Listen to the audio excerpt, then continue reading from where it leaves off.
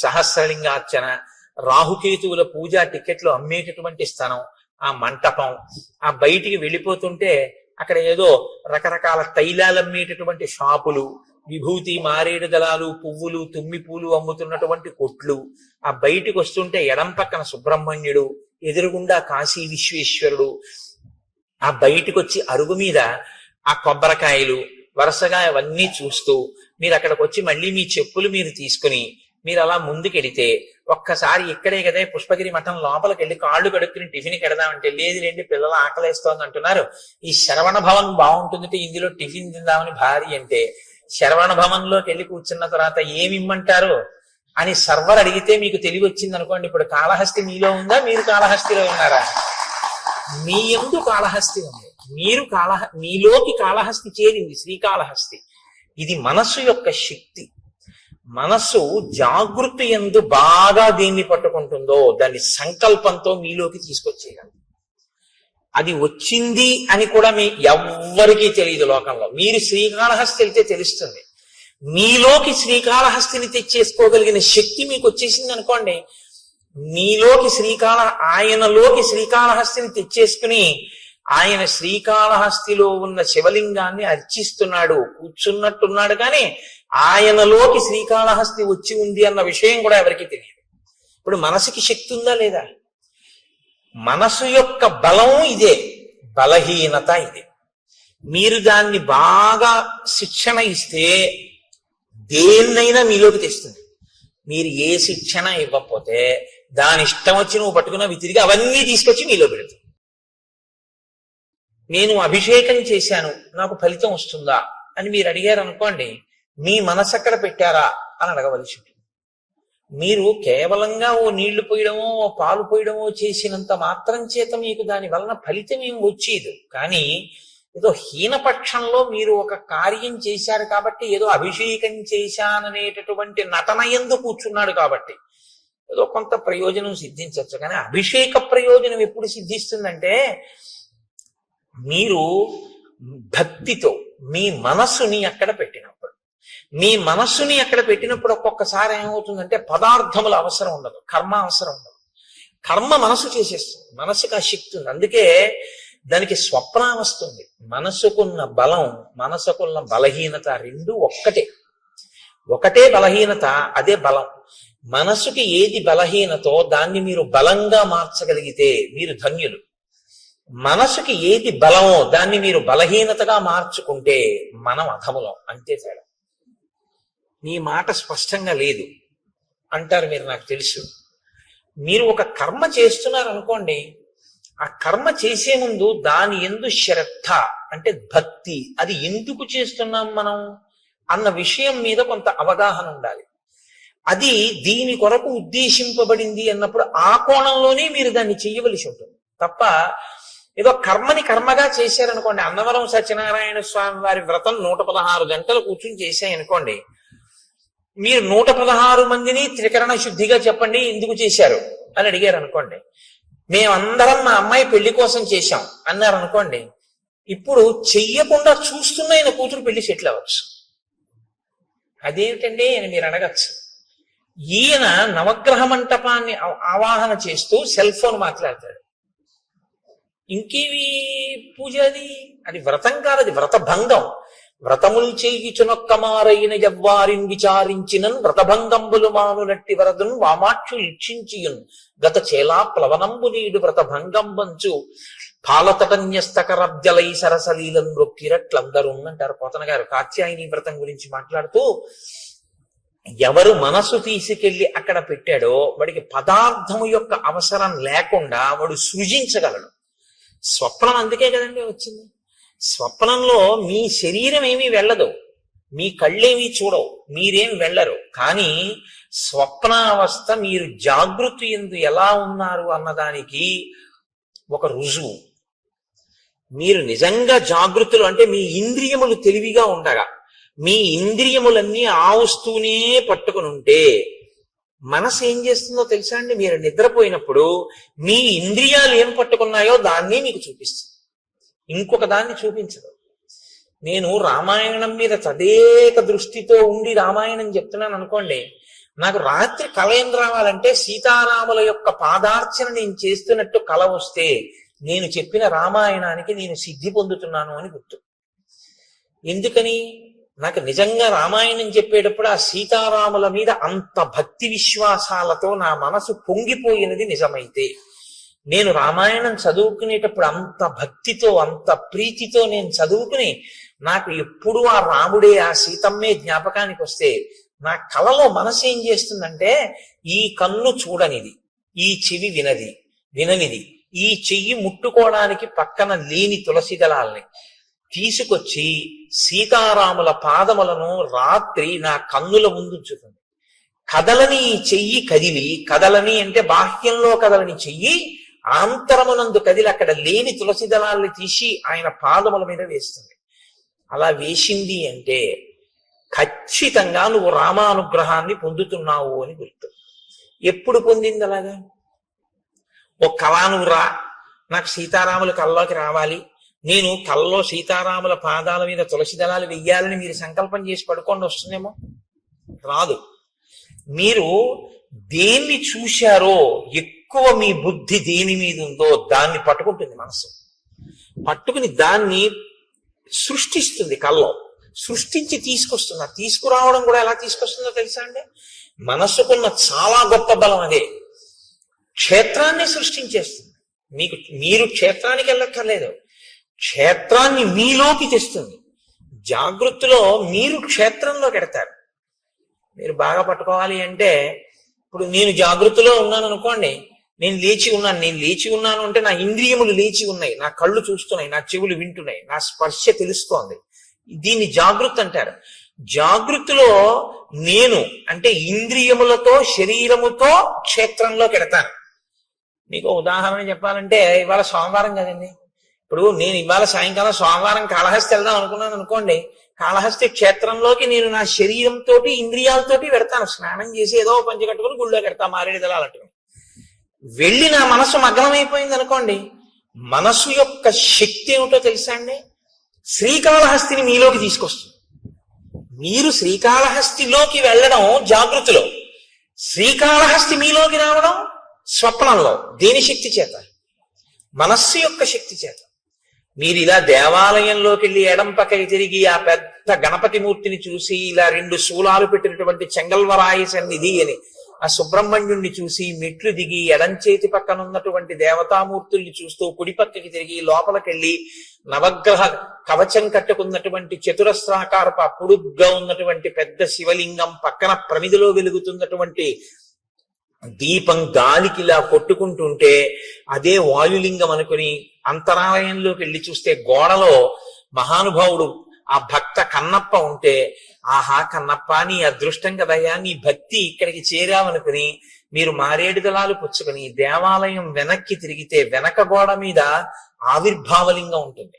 అంటే శివలింగం ఉండి, శివలింగం ఇలా కోసినట్టుగా ఉండి అందులోంచి శివుడు కనపడతాడు, తల కనపడదు, పాదాలు కనపడవు. అంటే ఏ పరమాత్మ యొక్క కింది భాగాన్ని పై భాగాన్ని నువ్వు తెలుసుకోలేవో, అనంతమై ఉన్నాడో, అనంతమైనటువంటి పరమాత్మ చేత పరివ్యాప్తమైన లింగస్వరూపమై బ్రహ్మాండమంతా ఉంది అని తెలుసుకోదగినటువంటి ఆవిర్భావలింగాన్ని దేవాలయం వెనకాతల చూసి మీరు వెళ్ళేటప్పుడు ఆ కుడి చేతి పక్కన మొదట ప్రదక్షిణ మార్గంలోనే ఆ దుర్గమ్మ తల్లిని చూసి వెనక ఆవిర్భావలింగం, మళ్ళీ కుడి పక్కకి తిరిగితే మీ కుడి చేతి వైపు కోష్ట గణపతి, మీరు అలా తిరిగి వచ్చి మళ్ళీ శివలింగాన్ని చూసి అలా బయటికి వెళ్ళి కుడి చేతి పక్కకి తిరిగి నడుస్తుంటే వేదిక మీద నల్లటి గుడ్డలు దీపాలు వెలిగించి పట్టుకెళ్ళి అక్కడ పెట్టేటటువంటి శనీశ్వరమూర్తి దగ్గర నుంచి వెంకటేశ్వరుడు, కనకదుర్గమ్మ వారు, మళ్ళీ మీరు ఇలా కుడి పక్కకి తిరిగితే అరుగు మీద 63 మంది నాయనార్లని దాటిన తర్వాత ఎడం పక్కన మార్కండేయ లింగం, మార్కండేయ లింగం దాటి మీరు కొంచెం ముందుకెళ్ళి కుడి పక్కకి తిరిగితే ఓ చిన్న గుడిలా ఉండి అందులో ఓ శివలింగం, మీకు అనురక్తి ఉంటే కసిని తుమ్మి పూలు మారేడు దళాలు పట్టుకెడితే మీ చేత్తో మీరు మార్కండేయ లింగం మీద శివలింగం మీద మీరు పూజ చేసుకోవచ్చు శ్రీకాళహస్తిలో. మీరు అక్కడ మెట్లు దిగి ఇలా కిందకి ఎదురుగుండా చూస్తే నిలబడి ఉన్నటువంటి జ్ఞానప్రసూనాంబ, పెద్ద కిరీటం, అమ్మవారి కిరీటంలో ఉన్నటువంటి పెద్ద మణి, ఆ తల్లి యొక్క స్వరూపం, ఆవిడ కట్టుకున్న చీర, ఇంత పెద్ద కుంకం చాలలు బొట్టు పెట్టుకున్నటువంటి వృద్ధ అర్చకుడు ఆయన తీసుకెళ్లి అమ్మవారికి కుంకుమార్చన చేసి చేసి ఉండడం వల్ల ఆయన అరికాళ్ళు కూడా ఎర్రపడిపోయి అంచులు కూడా కుంకంతో ఎర్రబడి ఆయన కూర్చున్నప్పుడు పృష్ఠభాగం పంచె ఉత్తరీయం కూడా కుంకం అంటుకుపోయి ఆయన అరిచేతులన్నీ కుంకంతో ఉండి ఆయన నీరాజనం తీసుకొచ్చి మీకు ఇస్తే మీరు నీరాజనం తీసుకుని పువ్వులు తీసుకుని అమ్మవారి ఆలయానికి ఇలా ప్రదక్షిణం చేసి బయటికి వస్తూ ఉంటే అభిషేకం టికెట్ ఉన్న వాళ్ళకి ఉత్తరీయాలు వేస్తున్నటువంటి ప్రదేశం, ఆ ఎడం చేతి పక్కన ఉన్నటువంటి స్వామివారి ఊంజల్ మంటపం, అక్కడ ఉన్నటువంటి ఆ అద్దాల మంటపం, అది చూసి మీరు బయటికి వచ్చి మళ్ళీ ఇలా కుడి చేతి పక్కకి తిరిగి కుడి పక్క మెట్లెక్కితే ఒక చోట గీసినటువంటి వృత్తంలో నిలబడి చూస్తే మీకు ఎదురుగుండా కాళహస్తీశ్వరుని యొక్క శిఖర దర్శనం, ఇంకొక వృత్తంలో నిలబడి మీరు ఇలా చూస్తే అమ్మవారి శిఖర దర్శనం, ఇంకొక వృత్తంలో నిలబడి మీరు చూస్తే కొండ మీద ఉన్నటువంటి కన్నప్ప గుడి దర్శనం, యమధర్మరాజ ప్రతిష్ఠిత లింగం, అది దాటిటొస్తే ధర్మరాజ ప్రతిష్ఠిత లింగం అన్నట్టుగా ఉన్నటువంటి ఆ స్ఫటిక స్వరూపం, మీరు మళ్ళీ కుడి పక్కకి తిరిగితే కన్నప్ప లింగం అరుగు మీద, ఇలా కుడి పక్కకి తిరిగి చూస్తే దక్షిణాభిముఖంగా దక్షిణామూర్తి అద్భుతమైన అలంకారంతో ఉన్న స్వామి, మీరక్కడ కింద పడి నమస్కారం చేసి ఎడం పక్కకి తిరిగి రాజద్వారంలోంచి బయటికెడితే ఎడం పక్కన ప్రసాదాల కౌంటరు, ముందుకెడితే నిత్యాన్నదానం, మళ్ళీ కుడి పక్కకి తిరిగితే ఓ పెద్ద ఏనుగు, అక్కడ టికెట్లు అమ్మేటటువంటి ప్రదేశం, సహస్రలింగార్చన, రాహుకేతువుల పూజ టికెట్లు అమ్మేటటువంటి స్థలం, ఆ మంటపం, ఆ బయటికి వెళ్ళిపోతుంటే అక్కడ ఏదో రకరకాల తైలాలు అమ్మేటటువంటి షాపులు, విభూతి మారేడు దళాలు పువ్వులు తుమ్మి పూలు అమ్ముతున్నటువంటి కొట్లు, ఆ బయటికి వస్తుంటే ఎడం పక్కన సుబ్రహ్మణ్యుడు, ఎదురుగుండా కాశీ విశ్వేశ్వరుడు, ఆ బయటికి వచ్చి అరుగు మీద ఆ కొబ్బరికాయలు వరుసగా అవన్నీ చూస్తూ మీరు అక్కడికి వచ్చి మళ్ళీ మీ చెప్పులు మీరు తీసుకుని మీరు అలా ముందుకెడితే ఒక్కసారి ఇక్కడే కదా పుష్పగిరి మఠం లోపలికి వెళ్ళి కాళ్ళు కడుక్కుని టిఫిన్ కెడదామంటే లేదు లేండి పిల్లలు ఆకలేస్తోంది అంటున్నారు, ఈ శరవణ భవన్ బాగుంటుందంటే ఇందులో టిఫిన్ తిందామని భారీ అంటే శరవణ భవన్ లోకి వెళ్ళి కూర్చున్న తర్వాత ఏమి ఇమ్మంటారు అని సర్వర్ అడిగితే మీకు తెలివి వచ్చింది అనుకోండి, ఇప్పుడు కాళహస్తి మీలో ఉందా, మీరు కాళహస్తిలో ఉన్నారా? మీ యందు కాళహస్తి ఉంది, మీలోకి కాళహస్తి చేరింది, శ్రీకాళహస్తి. ఇది మనస్సు యొక్క శక్తి. మనస్సు జాగృతి యందు బాగా దేన్ని పట్టుకుంటుందో దాన్ని సంకల్పంతో మీలోకి తీసుకొచ్చేయాలి. అది వచ్చింది అని కూడా ఎవ్వరికీ తెలియదు లోకంలో. మీరు శ్రీకాళహస్తి వెళ్తే తెలుస్తుంది. మీలోకి శ్రీకాళహస్తిని తెచ్చేసుకోగలిగిన శక్తి మీకు వచ్చేసింది అనుకోండి, మీలోకి ఆయనలోకి శ్రీకాళహస్తిని తెచ్చేసుకుని ఆయన శ్రీకాళహస్తిలో ఉన్న శివలింగాన్ని అర్చిస్తున్నాడు, కూర్చున్నట్టున్నాడు, కానీ ఆయనలోకి శ్రీకాళహస్తి వచ్చి ఉంది అన్న విషయం కూడా ఎవరికి తెలియదు. ఇప్పుడు మనసుకి శక్తి ఉందా లేదా? మనసు యొక్క బలం ఇదే, బలహీనత ఇదే. మీరు దాన్ని బాగా శిక్షణ ఇస్తే దేన్నైనా మీలోకి తెస్తుంది. మీరు ఏ శిక్షణ ఇవ్వకపోతే దాని ఇష్టం వచ్చి నువ్వు పట్టుకున్నా తిరిగి అవన్నీ తీసుకొచ్చి మీలో పెడతావు. అదే బలహీనత. దాన్ని మీరు మార్చగలిగితే అదే దాని బలం. ఇప్పుడు నేను అన్న మాట మీరు బాగా పట్టుకున్నారు అనుకుంటున్నాను. మీరు వాడుకోవడంలో ఉంటుంది ఆ సాధన. ఈశ్వరుడు ఈ మనస్సును అందరికీ ఇచ్చాడు. దీన్ని మీరు వాడారా మీలోనే బ్రహ్మాండములన్నీ ఉంటాయి. మీరు ఎక్కడికి వెళ్ళక్కర్లేదు. మార్నింగ్ వాక్ చేస్తూ మీరు అలా తిరుగుతూ మీరు ఇవాళ నేను 7 నదులలో స్నానం చేస్తానంటే చెయ్యొచ్చు. నేను ఇవాళ 7 క్షేత్రాలని చూస్తాను అనుకుంటే మార్నింగ్ వాక్ చేస్తూ మీరు 7 క్షేత్రాలని చూడొచ్చు. మీరు పైకి శరీరం తిరుగుతూ ఉంటుంది.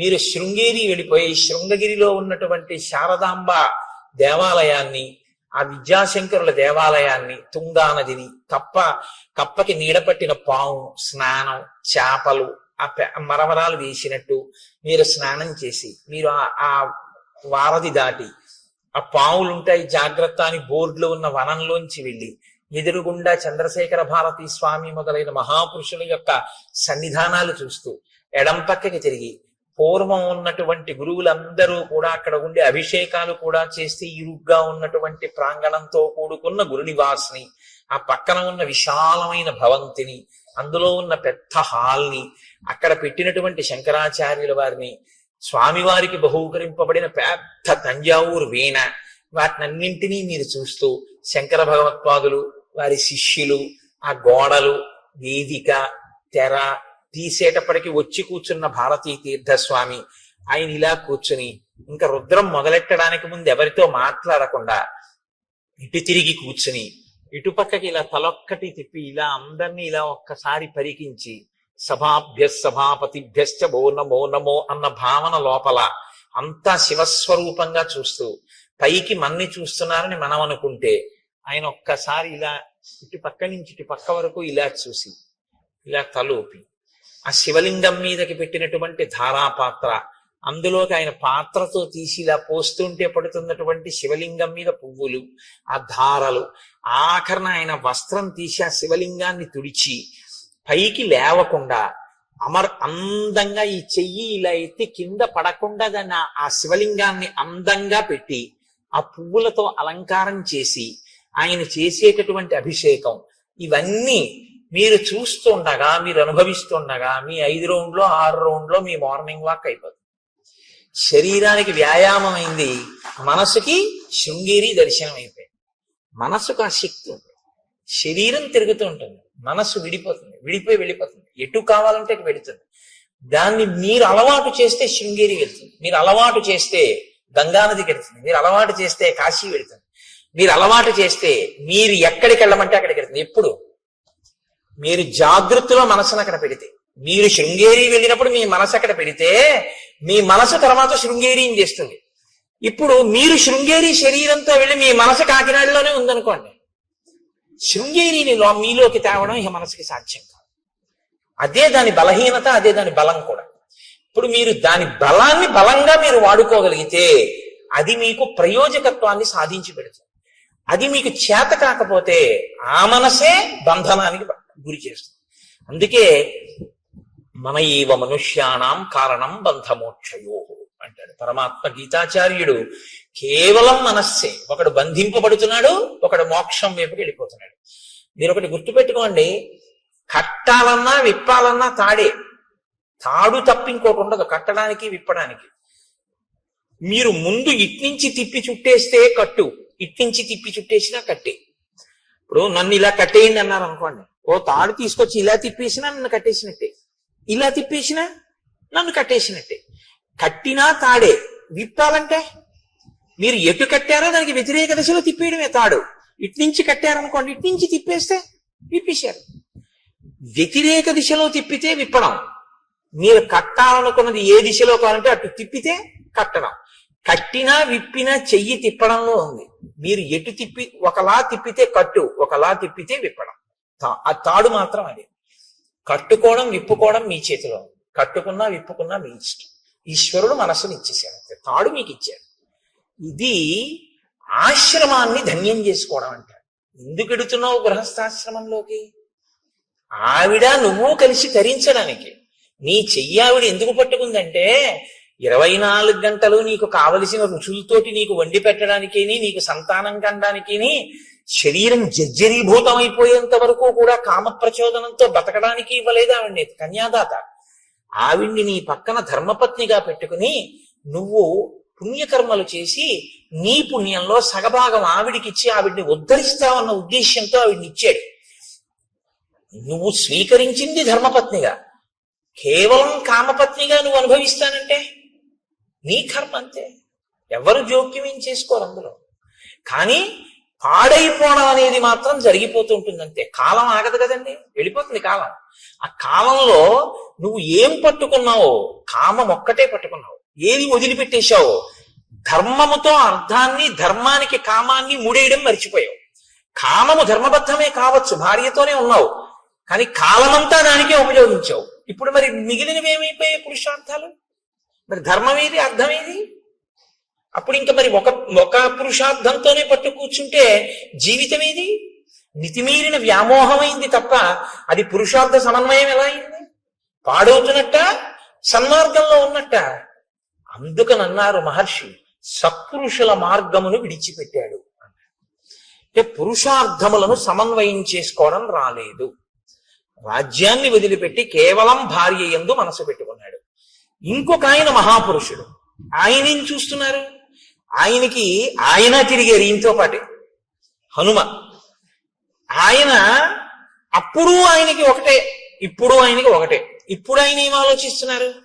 మహానుభావుడు రామచంద్రమూర్తికి మాట ఇచ్చాడే, ఆయన అలా అరణ్యంలో కూర్చుని ఉన్నారే, మన గుహలో కూర్చున్నారే. మరి శరత్కాలం వచ్చేసింది, ఈయనేమో చెయ్యవలసిన ప్రణాళికారచన చెయ్యట్లేదు. ఇంతకీ ఎక్కడ బయలుదేరాను? పిడుగు ధ్వని వెలుతురు, ముందు ప్రణాళికారచన అన్నది ఒకటి ఉండాలి కదా. ఆయన కోప్పడ్డాక నువ్వు వానరాలను పిలవడం వేరు, నువ్వు ముందు ప్రణాళిక ఏది నీకు? రేపు రాముడు వచ్చి అడిగితే ఏం చెప్తావు? కనీసం అయ్యా నేను ఒక కబురు చేశానండి నేను చెప్పడానికి నీకు ఒకటి ఉండాలిగా, చేసిన పని. అసత్యం చెప్పలేదుగా రాముడితో. ఇప్పుడు ప్రభువుని రక్షించడం అంటే అది మంత్రి అంటే. కనీసంలో కనీసం ఈయనకి గుర్తు చేసి ఆ సైన్యాధిపతిని పిలిచి, ఒరే సైన్యాలన్నీ సిద్ధం చేయండిరా, మనం ఎప్పుడప్పుడు వెళదామంటే, ఒకవేళ రాముడికి కోపం వచ్చినా అయ్యా నేను కబురు చేశానండి అని చెప్పడానికైనా ఉంటుంది. బతుకుతాడు రాజు. రాజుని రక్షించాలి సచివుడు. కాబట్టి మహానుభావుడు అయ్యాడు హనుమ. అందుకే ఆయన ఎక్కడుంటే అక్కడ బ్రతుకుతారు మనుషులు, ఆయన ఎక్కడుంటే అక్కడ బ్రతుకుతారు. కాబట్టే ఇప్పుడు ఆయన సాచివ్యం చేశారు. కాబట్టి ఆయన ఆలోచించారు. ఆలోచించి సుగ్రీవుడి దగ్గరికి వెళ్ళి ఆయన ఒక మాట చెప్తున్నారు. తదిదం మిత్ర కార్యం నః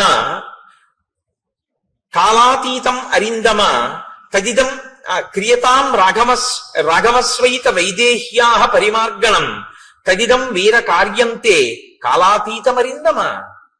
నీవు మిత్రకార్యమును చెయ్యవలసినటువంటి అవసరం ఉంది. నీకు మిత్రులు ఉపకారం చేశారు, తిరిగి నువ్వు ప్రత్యుపకారం చెయ్యాలి. ప్రత్యుపకారం చెయ్యడం అనేటటువంటిది నీ మనసులో అవకాశం సావకాశం అని అనిపించినప్పుడు చేయడం కాదు. ఏ కాలంలో చెయ్యాలో ఆ కాలంలో చెయ్యాలి. ఏ కాలంలో చెయ్యాలని రాముడు చెప్పాడు? వర్షాకాలం అయిపోయాకని చెప్పాడు. వర్షాకాలం అయిపోయింది, నువ్వు మొదలు పెట్టాలి. ఇప్పుడు రాముడి వైపు నుంచి కాదు మొదలవ్వవలసింది, రాముడు నీకు ఇచ్చిన సమయం అయిపోయింది. ఇప్పుడు ప్రత్యుపకారం నీ వైపు నుంచి మొదలవ్వాలి. నువ్వు దాన్ని విస్మరించావు. కాబట్టి ఇప్పుడు ఎప్పుడైతే నువ్వు విస్మరించావో నువ్వు కృతాపరాధుడవయ్యావు, నువ్వు అపరాధం చేసిన వాడివయ్యావు.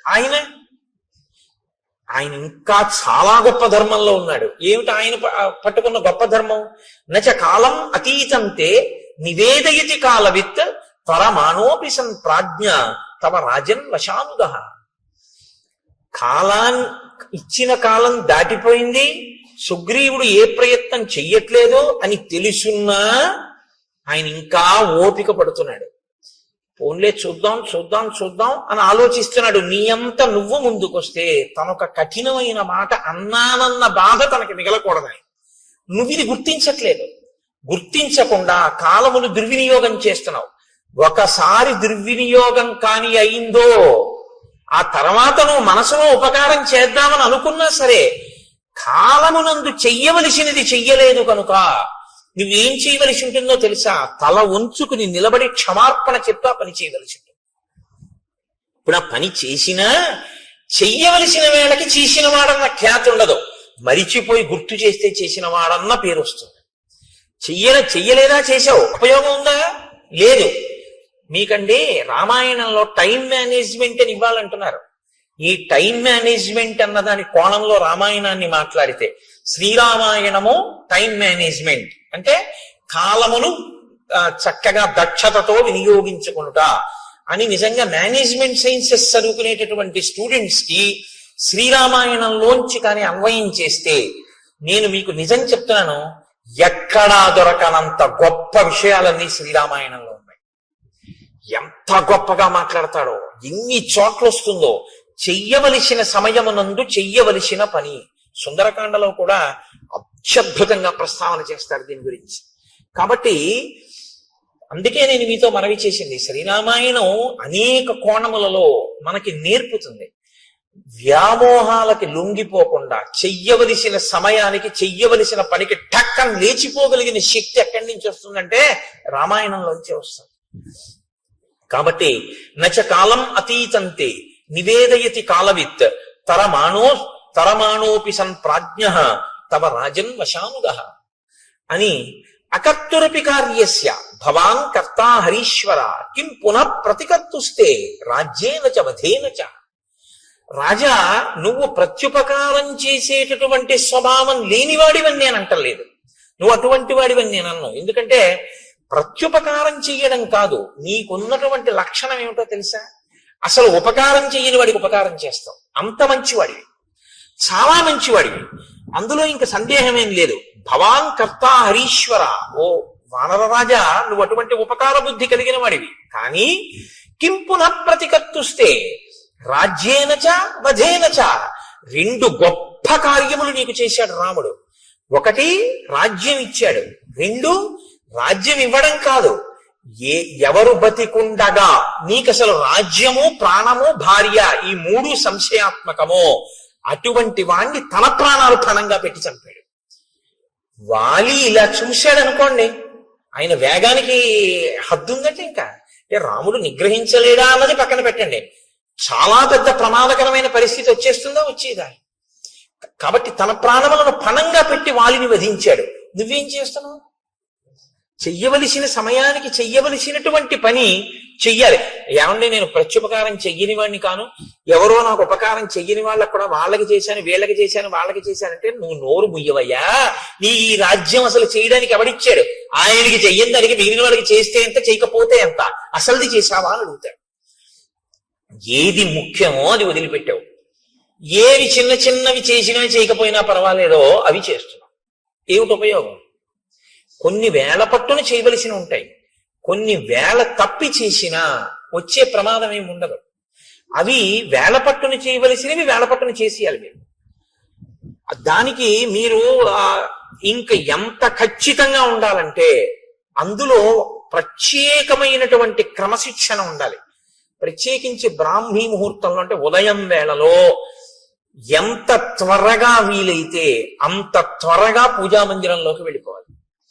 పూజామందిరంలోకి వెళ్ళడానికి, తను దానికి సిద్ధపడడానికి మధ్యలోకి ఎంతో అవసరమైతే తప్ప, అసలు తప్పించడానికి కుదరకపోతే తప్ప మీరు ఎట్టి పరిస్థితుల్లోనూ ఏ కార్యాన్ని దాని మధ్యలోకి రావడాన్ని మీరు అనుమతించకూడదు. ఉదయం లేవడము అంటే దేని కొరకు? పూజామందిరంలోకి వెళ్ళిపోవడం కొరకే. దానికి దీనికి మధ్యలోకి ఏదీ రావడానికి వీల్లేదు. అది భక్తిరస సంబంధమైన టీవీలో కార్యక్రమమే కావచ్చు, రావడానికి వీల్లేదు. మీ కాయిక కైంకర్యం ఏమైపోయింది మీ సింహాసనం దగ్గర?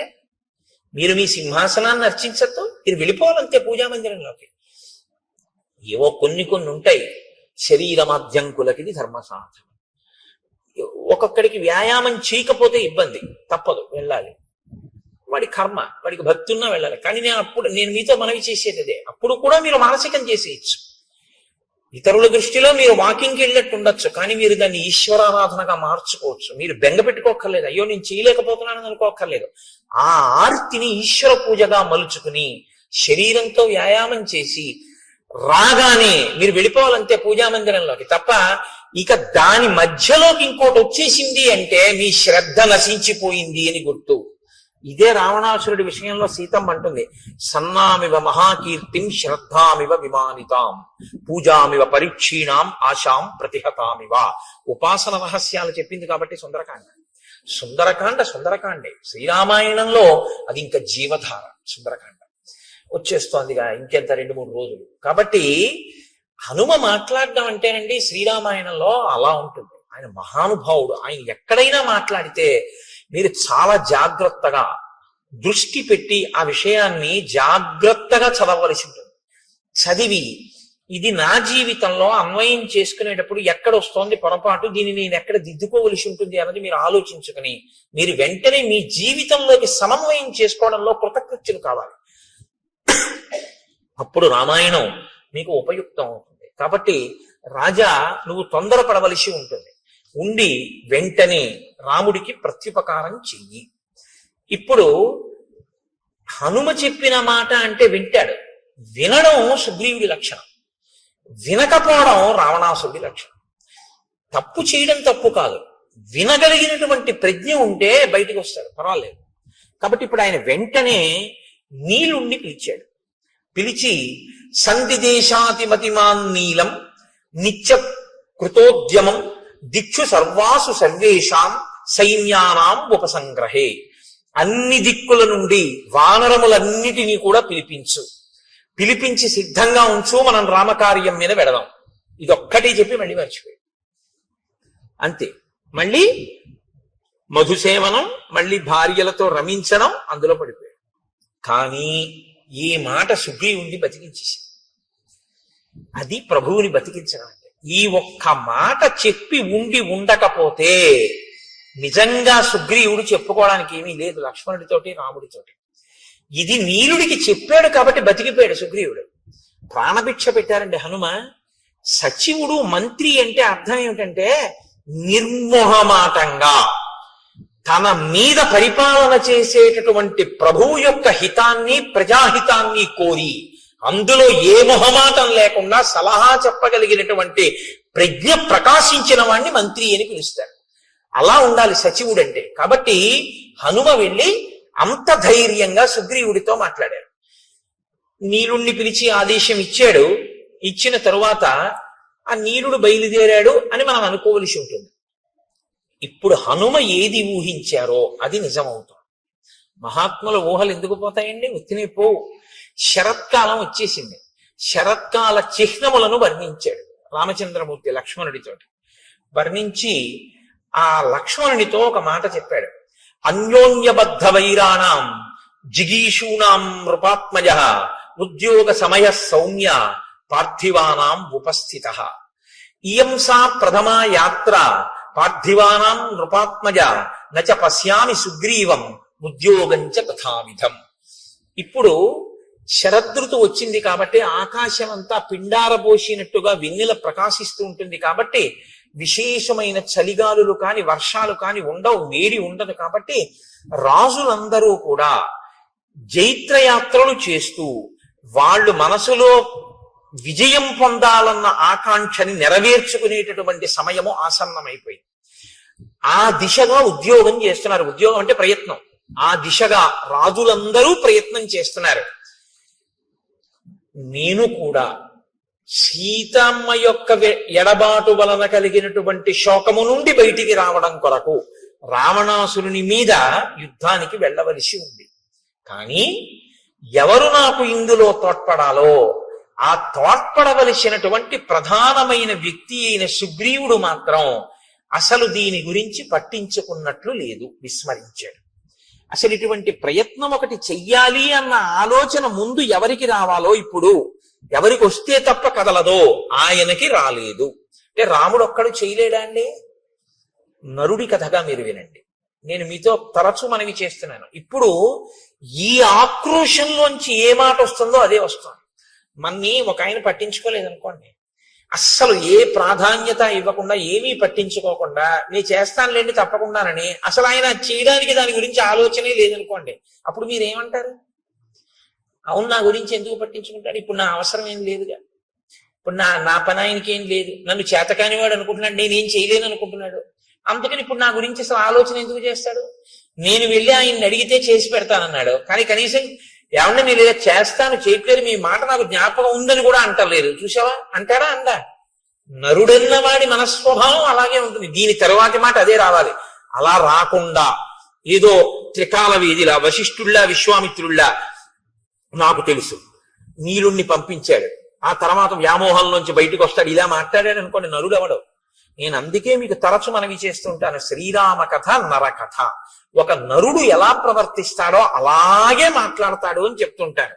కాబట్టి ఆయన అన్నాడు, అనాదో హృతరాజ్యోయం రావణీన చ దర్శిత దీనో దూరగృహ కామి మాం చైవ శరణంగతః. లక్ష్మణ, సుగ్రీవుడు ఏమనుకుంటున్నాడో తెలుసా? అనాథో, నేను అనాథుణ్ణి, నాకెవరు లేరు, నన్ను పట్టించుకునే వాళ్ళు లేరు. హృతరాజ్యోయం, నా రాజ్యం పోయింది. రావణేనచ దర్శిత, నేను రావణుడి చేత అవమానింపబడిన వాణ్ణి. దీనో, దీనుణ్ణి, నా భార్యని నేను రక్షించుకోలేని స్థితిలో ఉన్నవాణ్ణి. దూరగృహ, ఇంటి నుంచి చాలా దూరంగా ఉన్నాను, కష్టం చెప్పుకోవడానికి కూడా ఎవరూ లేరు. కామి, భార్య గురించి పరితపిస్తున్నటువంటి వాణ్ణి. మాం చైవ శరణంగతః, నేను ఆ సుగ్రీవుణ్ణి శరణాగతి చేసి ఉన్నవాణ్ణి. కాబట్టి ఇప్పుడు ఆయన అనుగ్రహాన్ని బట్టిన జీవితం తప్ప నా గురించి ఆయన పట్టించుకోవాలని ఎక్కడుంది లక్ష్మణ? ఈ మాట లక్ష్మణుడికి కోపం తెప్పిస్తుందా తెప్పించదా? అన్నయ్య ఏడిస్తే చూడలేని స్వభావం అనుకోండి. ఒక ఆయనకి రక్తం చూస్తే కళ్ళు తిరిగి పడిపోతాడు. ఆయన్ని తీసుకెళ్ళి మీరు నా గోరు చుట్టూ ఆపరేషన్ చేసేటప్పుడు నువ్వు నా చెయ్యట్టుకో అంటే మీరు బాగానే ఉంటారు, ఆయన్ని తర్వాత మీరు సోడా క్యారేజ్ ఆయనకి తేవాలి కదా. ఆయన రక్తం చూస్తే తట్టుకోలేడు అన్నప్పుడు మీరు ఆయన్ని తీసుకెళ్ళకూడదు మీ గోరు చుట్టూ ఆపరేషన్ చేయించుకోవడానికి కదండి.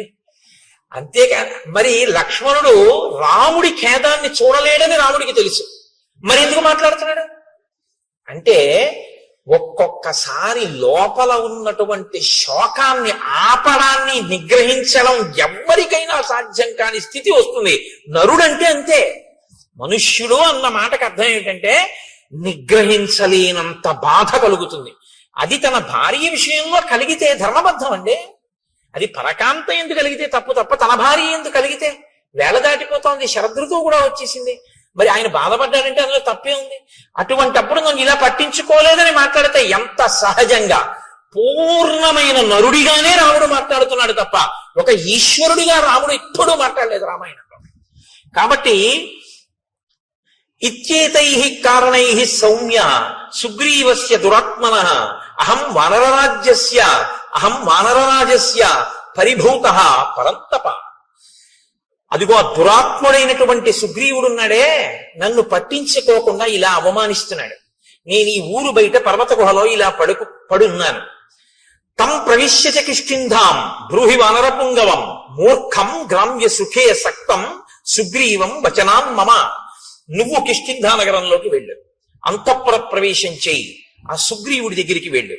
గ్రామ్య సుఖం అంటే కేవలము కామోపభోగమే జీవితానికి ప్రయోజనంగా బతుకుతున్నటువంటి ఆ సుగ్రీవుడి దగ్గరికి వెళ్ళి వచనాన్ మమ, నా మాటగా చెప్పు.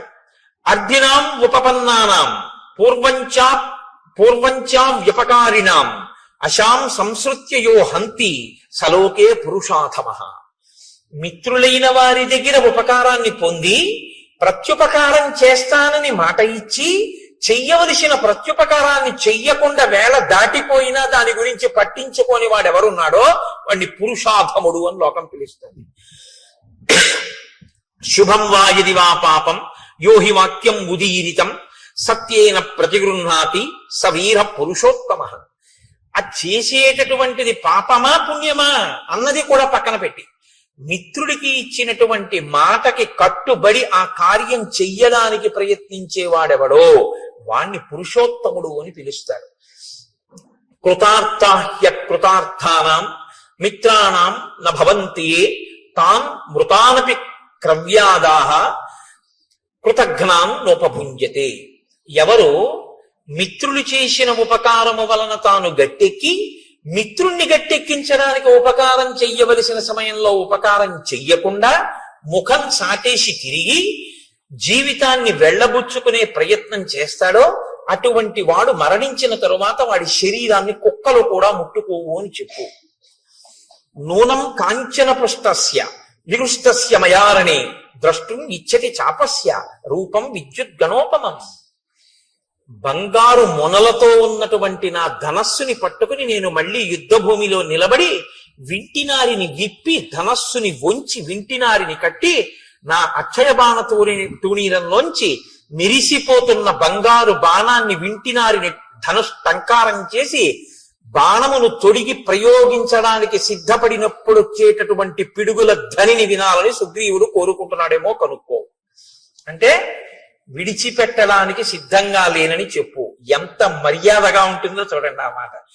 నిన్ను చంపేస్తాను అనడు, నా బాణపు అల్లెత్రాడు కట్టి బాణప్రయోగం చేయడానికి సిద్ధంగా ఉన్నప్పుడు నేను చేసేటటువంటి ధనుష్టంకారాన్ని యుద్ధ భూమిలో వినాలనుకుంటున్నాడా అడుగు.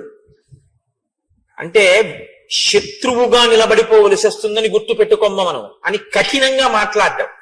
ఆ మాటలో కూడా ఎంత సౌమ్యంగా ఉంటుందో, అప్పుడు కూడా ఎంత మాటలో ఎక్కడ మీకు అశ్లీలత కానీ అసలు ఆ మాటలో వ్యగ్రత కానీ కనపడవు. అంత అందంగా ఉంటుంది ఆయన మాట్లాడితే.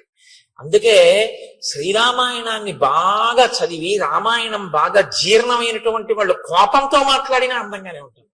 ఎందుకంటే ఆ భాష అటువంటి సుసంపన్నమైన హృదయం అలవాటు అవుతాయి. కాబట్టి నచ సంకుచిత పంథ ఏన వాలీహతో గత సమయే తిష్ట సుగ్రీవ మా వాలి పదమన్వగాహ. వాలి విడిపోయినటువంటి మార్గం ఇంకా మూసుకుపోలేదు, తెరిచే ఉందని గుర్తు చేయి. అలా వెళ్ళాలి అనుకోకపోతే తానన్న మాట నిలబెట్టుకోమన్నానని చెప్పు. వాలి వెళ్ళిన మార్గం మూసుకుపోలేదంటే అటు పంపిస్తానని చెప్పంటే వాలికి వెళ్ళాడు, మృత్యువుని పొందాడు, అదే పొందుతాడని చెప్పు. ఆ మాట నోటితో అనడం. ఎందుకంటే మిత్రుడి విషయంలో అసలు ఆ మాట నోటి వెంట రాకూడదు. కాబట్టి ఎంత అందంగా మాట్లాడుతున్నాడో చూడండి. తన ధర్మం నుంచి తాను ఒక్క అడుగు తొట్టు పడకుండా నిలబడుతుంటాడు ఎప్పుడు. ఆ కోపంలో కూడా. అందుకే ఆయన మహానుభావుడు కోపం తెచ్చిపెట్టుకుంటాడు తప్ప కోపానికి వశుడు కాడాయన. ఆయన ఒక్క అరణ్యకాండలోనే అలా వశుడైంది. లక్ష్మణుడు చెప్పగానే మళ్ళీ మాట విన్నాడంతే. కాబట్టి అంత అందంగా ఉంటుంది ఆ మాట. కోపానికి వశుడైపోయినటువంటి వాడి వెర్రికేకలు, వాడి మాటలు, వాడి నోట్లోంచి వచ్చే ధూర్త ప్రలాపన ఇంకోలా ఉంటాయి.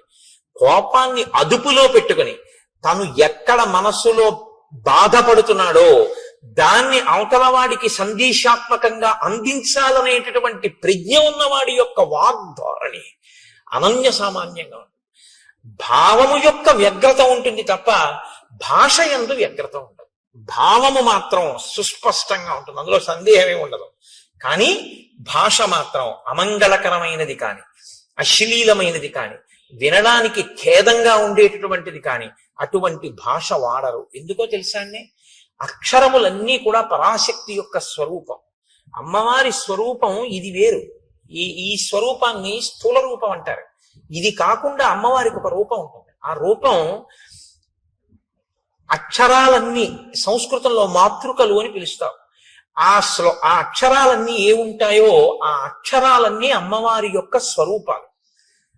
శబ్దము మనం అక్షరాన్ని ఉపయోగించడానికి నాలుకని తిప్పినప్పుడు ఉపయోగించేటటువంటి మాట ఉందే, అది ఆ శక్తి అమ్మవారి అనుగ్రహంతో పలుకుతాం అక్షరాలు.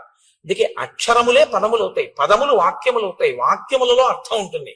మీరు అక్షరాల్ని ఎన్ని మాటలు దుర్వినియోగం చేశారో అన్ని మాటలు పరాశక్తి లెక్కలోకి తీసుకుంటుంది. వీడు నా స్వరూపాన్ని ఖేదపరిచాడు, అక్షర స్వరూపాన్ని దుర్వినియోగం చేశాడు. అందుకే మాట చాలా పొందికగా ఉండాలి తప్ప మాటలో అసలు ఏ మాటలు నోటి వెంట రాకూడదో ఆ మాటలు నోటి వెంట తరచు ప్రయోగించడం కానీ, ఏ మాటలు నోటి వెంట అస్తమానం మాట్లాడకూడదో ఆ మాటల్ని వాడడం కానీ చేయకూడదు. మాటకున్నటువంటి బలహీనత ఏమిటో తెలుసా అండి? మనసు పట్టుకుంటుంది. దానికి అదొక పెద్ద ఇబ్బంది. నేను మీతో చెప్పాక బలహీనత బలం అవే. మీరు చాలాసేపు మీకు రాకపోయినా మీరు అలా వినండి. ఆ గురు ప్రార్థన అదే పనిగా ఓ గంట సేపు విన్నారనుకోండి, అంతవరకు ఎందుకండి? పోనీ గురు ప్రార్థన కాసేపు వదిలేయండి. పోనీ ఏదో సంస్కృతంలో సంక్లిష్ట పదజాలంతో ఉందండి అంటారా? పక్కన పెట్టేయండి. మీరు ఏదో రామదాస్ గారి కీర్తన పెట్టుకుని ఒక గంటో గంటన్నరో అలా కీర్తనలు విన్నారనుకోండి, అన్ని కీర్తనల మీద మీ మనస్సు నిలబడదు. వచ్చిన బాధ మీకు ఏదో ఒక కీర్తన మీదకి వెళ్ళి మనసు రంజిల్లుతుంది, పొంగుతుంది. అది మీరు ఏం చేస్తారంటే రీప్లే నొక్కి మళ్ళీ వింటారు. అంతా అయిపోయిన తర్వాత ఒరే అదొక్కసారి మళ్ళీ పెట్టు అని మళ్ళీ వింటారు. అయిపోయిన తర్వాత మీరు తువ్వాలు ఆరేసుకోవడానికి వెళ్ళి తక్కువేమి మనకు రాముండొక్కడుండు వరకు అంటారా? అనరా? మీకు సంగీతం వచ్చని అన్నారా? పట్టేసుకుంది నాలుక. మీరు చూడండి, నోట్లో ఆడుతోందిరా ఇవాళ ఇది పోవట్లేదు అంటాడు. మీరు వినకూడనిది విన్నా అంతే పట్టుకుంటుంది. మీరు అదే పనిగా ఏవి వినకూడదో అవి వింటున్నారు అనుకోండి, అవే వస్తాయి. ఇవాళ దేశంలో ఉన్నటువంటి పెద్ద దౌర్భాగ్య స్థితి ఏమిటో తెలుసా అండి? నేను పదే పదే విమర్శించానని మీరు అనుకోవద్దు. ఇలా నొక్కితే మారేటటువంటి వాటిలో మీ కళ్ళ ముందు మీ చెవులకి ప్రధానమైనటువంటి ఇంద్రియాలన్నింటికీ కూడా మీరు అదే పనిగా పిల్లలకి విషాన్నే అందిస్తున్నారు అనుకోండి, వాళ్ళ మనసు ఎక్కడికి వెళ్ళిపోయి కూర్చుంటుంది? అక్కడే కూర్చుంటుంది. దాని మీదే వాడికి వ్యామోహం పెరిగిపోతుంది. ఇంకా ఇంద్రియాలు ఎప్పుడు దాని మీదే పనిచేస్తే మనసు దాంతో తాదాత్మ్యత చెందిపోతుంది, వెంపర్లాడిపోతుంది. దానికోసమే అదే చూడాలి, అదే చూడాలి, అదే చూడాలి తాపత్రయం. ఏమిటి చూడడానికి ఇందులో అని పడుకోలేడు. మారి మారి మారి మారి అది రామకృష్ణ పరమహంస మాటల్లో అయితే నల్లమందు మరిగిన నెమలి అంటారు. ఆయన మనస్సు గురించి మాట్లాడుతూ ఒకసారి ఎంత చెప్పినా శిష్యుడికి అర్థం కాలేదు. అర్థం కాకపోతే ఆయన అన్నారు, నీకు చూపిస్తాను చూడు మనస్సు అంటే ఎలా ఉంటుందో అన్నారు. ఇవాళ మధ్యాహ్నం 3 అయింది కదా ఇప్పుడు నీతో నేను మాట్లాడుతున్నప్పుడు, లోపల నల్లమందు ఉంది, ఓ నల్లపూసంత నల్లమందు పట్టరా అన్నారు. నెమలి ఎప్పుడు తినలేదు, నెమలి ఏదో తింటూ ఉంటుంది. అలా తింటున్న నెమలిని పిలిచి ఆయన నల్లమందు అక్కడ పెట్టి తినిపించారు. ఆ చిన్న నల్లమందు గుళిక తిండేది. అది మర్నాడు 3 గంటలకు వచ్చేసింది. వచ్చేసి రెక్కలు అల్లారుస్తూ ఓ క్రాంఖనం చేస్తోంది. ఆయన మళ్ళీ ఓ పిసర్ నల్లమంది పెట్టారు. అది మళ్ళీ తినేసి వెళ్ళిపోయింది అంతే వెంటనే. ఇక 3 అయ్యేటప్పటికి మీరు ఎన్ని పెట్టండి, ఆ నల్లమందు పెట్టకపోతే మాత్రం దానికి నిద్ర పట్టదు. అది ఇంకేమీ తినదు. అది మిగిలిన వాటిని కూడా పొడి చేస్తుంది. అంటే అంత గొప్ప నెమలి ఒక్కసారి నల్లమందు పుచ్చుకోవడానికి అలవాటు పడింది అంతే. ఇప్పుడు అది నల్లమందుకి బానిసం. మీ మనసు నల్లమందు విషయమే కాదు, మీ ఇంద్రియములనేటటువంటి ద్వారములను తెరిచి దేన్ని లోపలికి పుచ్చుకోవడానికి అలవాటు చేశారో దాన్ని పుచ్చుకోమ్మనే జరుగుతుంది. మీరు అదే పనిగా ఒక దానికి అలవాటు పడిపోయారనుకోండి, ఇంక అదే పని. ఏమున్నదండి ఇప్పుడు ఇవాళ లోకంలో? నేను తరచు విమర్శించాను, మీరు దయచేసి అనుకోద్దు. వేళ లేదు, పాలలేదు. అసుర సంధ్య వేళ దీపాలు పెట్టారు అంటే సనాతన ధర్మంలో ఈ దేశంలో ఒక గౌరవం ఉంది. దీపం పెడితే ప్రతి ఇంటిలోనూ కూడా గృహలక్ష్మి అయిన ఆడది మంగళసూత్రాన్ని కళ్ళకద్దుకుంటుంది. అవునా కదా? సంధ్యాదీపం వెలిగించారు అంటే మంగళసూత్రాన్ని కళ్ళకద్దుకుని ఓసారి ఆ గౌరమ్మకి నమస్కారం చేస్తారు. ఇవాళ ఇలా సంధ్యాదీపం పెట్టి మీరు ఇలా టీవీ పెట్టగానే మెళ్ళో మంగళసూత్రాలు లాగేస్తూ ఉండడం, లాగేసి విసిరేయడం, స్లో మోషన్ లో అది ఎంత దూరం వెళ్లి పడిపోయిందో చూపిస్తూ ఉండడం, లేకపోతే చచ్చిపోయిన శవాల్ని కాలుస్తున్నటువంటి దృశ్యాలు ఇంట్లో ఆ దిక్కున కనపడుతూ ఆ మంటల యొక్క దృశ్యాలు గోడల మీద వాటి మీద పడుతూ ఉండడం, భయానకంగా దాన్ని చూస్తూ ఉండడం, కొట్టుకున్నవి పొడుచుకున్నవి 1కి 4 మాటలు రీప్లే చూపిస్తూ ఉండడం, అర్ధరాత్రి వేళ ఘోరమైనటువంటి వాటిని సావధానంగా చూసే అవకాశం పిల్లలకి ఇవ్వడం, ఇవన్నీ పిల్లలకి ఇచ్చి మీ పిల్లలు మంచిగా ఉండాలని మీరు కోరుకుంటే ఎలా ఉండడం కుదురుతుందండి వాళ్ళకి? రోజు విషం పెడితే విషకన్య అవుతుంది తప్ప అది ఆవుదూడ ఎలా అవుతుంది? ఇవాళ మన దౌర్భాగ్యం అంతా దీని గురించే ఏడిచారు మహానుభావులు శాసనసభల్లో. సంస్కృతి నశించిపోతుందా అని ఏడిచారు. సంస్కృతి నశించిపోయాక నీకు భౌతిక భోగం ఎంతున్నా దాని వల్ల ఉపయోగం ఏమీ ఉండదు. Scientific advancement without an iota of restraint is totally dangerous to the entire society. మీరు ఆలోచించండి నేనన్నమాట. సెల్ ఫోన్ 2-వీలర్ మీద పెడుతూ మాట్లాడకూడదన్న నిగ్రహం లేనటువంటి వాడికి మీరు సెల్ ఫోన్ ఇచ్చి పంపిస్తే వాడితో పాటు ఇంకో కుటుంబం అంతా ఆధారపడిన ఇంకో వ్యక్తి జీవితం కూడా ప్రమాదంలోకి వెళ్ళిపోతాయి. సైంటిఫిక్ అడ్వాన్స్మెంట్ తప్పనాలా? మనిషికి సెల్ఫ్ రెస్ట్రైంట్, తనని తాను నిగ్రహించుకోగలిగిన శక్తి లేకపోవడం తప్పనాలా? నిగ్రహం లేకపోవడం తప్పు. నిగ్రహం అస్తమానం నీకు ఎవడు నేర్పుతాడు? అంగుళం పోలీసులు పెట్టి నీకు నేర్పుతారా? మనిషివి కాబట్టి నీకు ఉండాలి. మనిషిగా ఎలా బతకాలో రామాయణం చదివితే వస్తుంది. ఆ రామాయణం అందుకే మనుషుల్ని మనుషులుగా ఇబ్బంది లేకుండా బ్రతకగలిగినటువంటి స్థితి కావాలి అంటే మీరు ఏది చూడొచ్చో ఏది చూడకూడదో, మీ మనసు ఎందుకు పాడవుతుందో, మీ మనసు ఎందుకు పవిత్రం అవుతుందో మనోరంజకత్వం కోసం కావలసి ఉంటుంది. మనోరంజకత్వం అంటే నువ్వు కాసేపు సంతోషంగా ఉల్లాసంగా గడపాలి అంతే, అంతవరకే. ఒక్కొక్క దాని ప్రయోజనం దేని కొరకు అంటే దాని ప్రయోజనం అంతవరకే. నువ్వు ఉల్లాసంగా కాసేపు ఏదో బడలిపోయావు, కాసేపు ఏదో కాస్త ఉల్లాసంగా ఉండాలి. కాబట్టి ప్రమాదకరము కానటువంటి ఉల్లాసభరితమైనది చూడ్డానికి నువ్వు కొన్నింటిని వాడుకోవాలి. వినోదం హద్దుల్లో ఉండాలి. వినోదం హద్దులు దాటిపోయి వెళ్ళిపోయి నేను సమాజాన్ని బాగు చేయడానికి ఇవన్నీ తీయలేదన్న మాట నువ్వు అనకూడదు, తప్పది. దాని ప్రభావం సమాజం మీద ఉండి తీరుతుంది. నువ్వు ఆ మాట అంటే ఎలా అవుతుంది? కుదరదది. కాబట్టి ఇవాళ ఈ హద్దులు ఎందుకు దాటిపోయామంటే మనం రామాయణాన్ని మరిచిపోకుండా ఉండగలిగితే మనం ఖచ్చితంగా హాయిగా ఆనందంగా ఏ వస్తువుని ఎక్కడ వరకు వాడుకోవాలో అక్కడ వరకు వాడుకోగలిగిన ప్రజ్ఞ భాషించి ఉండేది. ఇది రామాయణం చెయ్యగలిగినటువంటి గొప్ప ప్రయోజనం. ఇది మీరు పిల్లలు చూడండి, ఏదైనా కథ చెప్పమ్మమ్మ, ఏదైనా కథ చెప్పు తాతయ్య అంటారు. ఏం కథ చెప్తాను? రాత్రి 7ంటికి సీరియల్ వస్తుంది చూడు అంటే వాడు అదే చూసి మీరు అదే చూస్తే, మీరు అంటే మీరు కాదు, మీరేం చూడరు, నా గురించి నేను చెప్పుకునేది. కాబట్టి అసలు ముందు మనకొకటి వస్తే రా నీకొక చెప్తాను కూర్చో. ఏమైందో తెలుసా? ఒకసారి సుగ్రీవుడు ఏం చేశాడో తెలుసా? ఏం చెప్పారో తెలుసా? హనుమ, అదిగో నువ్వు దండం పెడతావే ఆ స్వామి బుద్ధిమతాం వరిష్టం. ఏం చెప్పారో తెలుసా? ఇదిగో కాలం దాటిపోతే ప్రమాదం వస్తుంది, వేళపట్టున చెయ్యవలసింది వేళపట్టున చెయ్యాలని చెప్పారు అని ఈ ఘట్టాన్ని చెప్పండి. ఆ పసిపిల్లల మనస్సు మీద కాలము యొక్క విలువ, చేయవలసిన వేళకి చెయ్యడం అనేటటువంటిది ఎంత ముఖ్యమో నాటుకుంటుంది.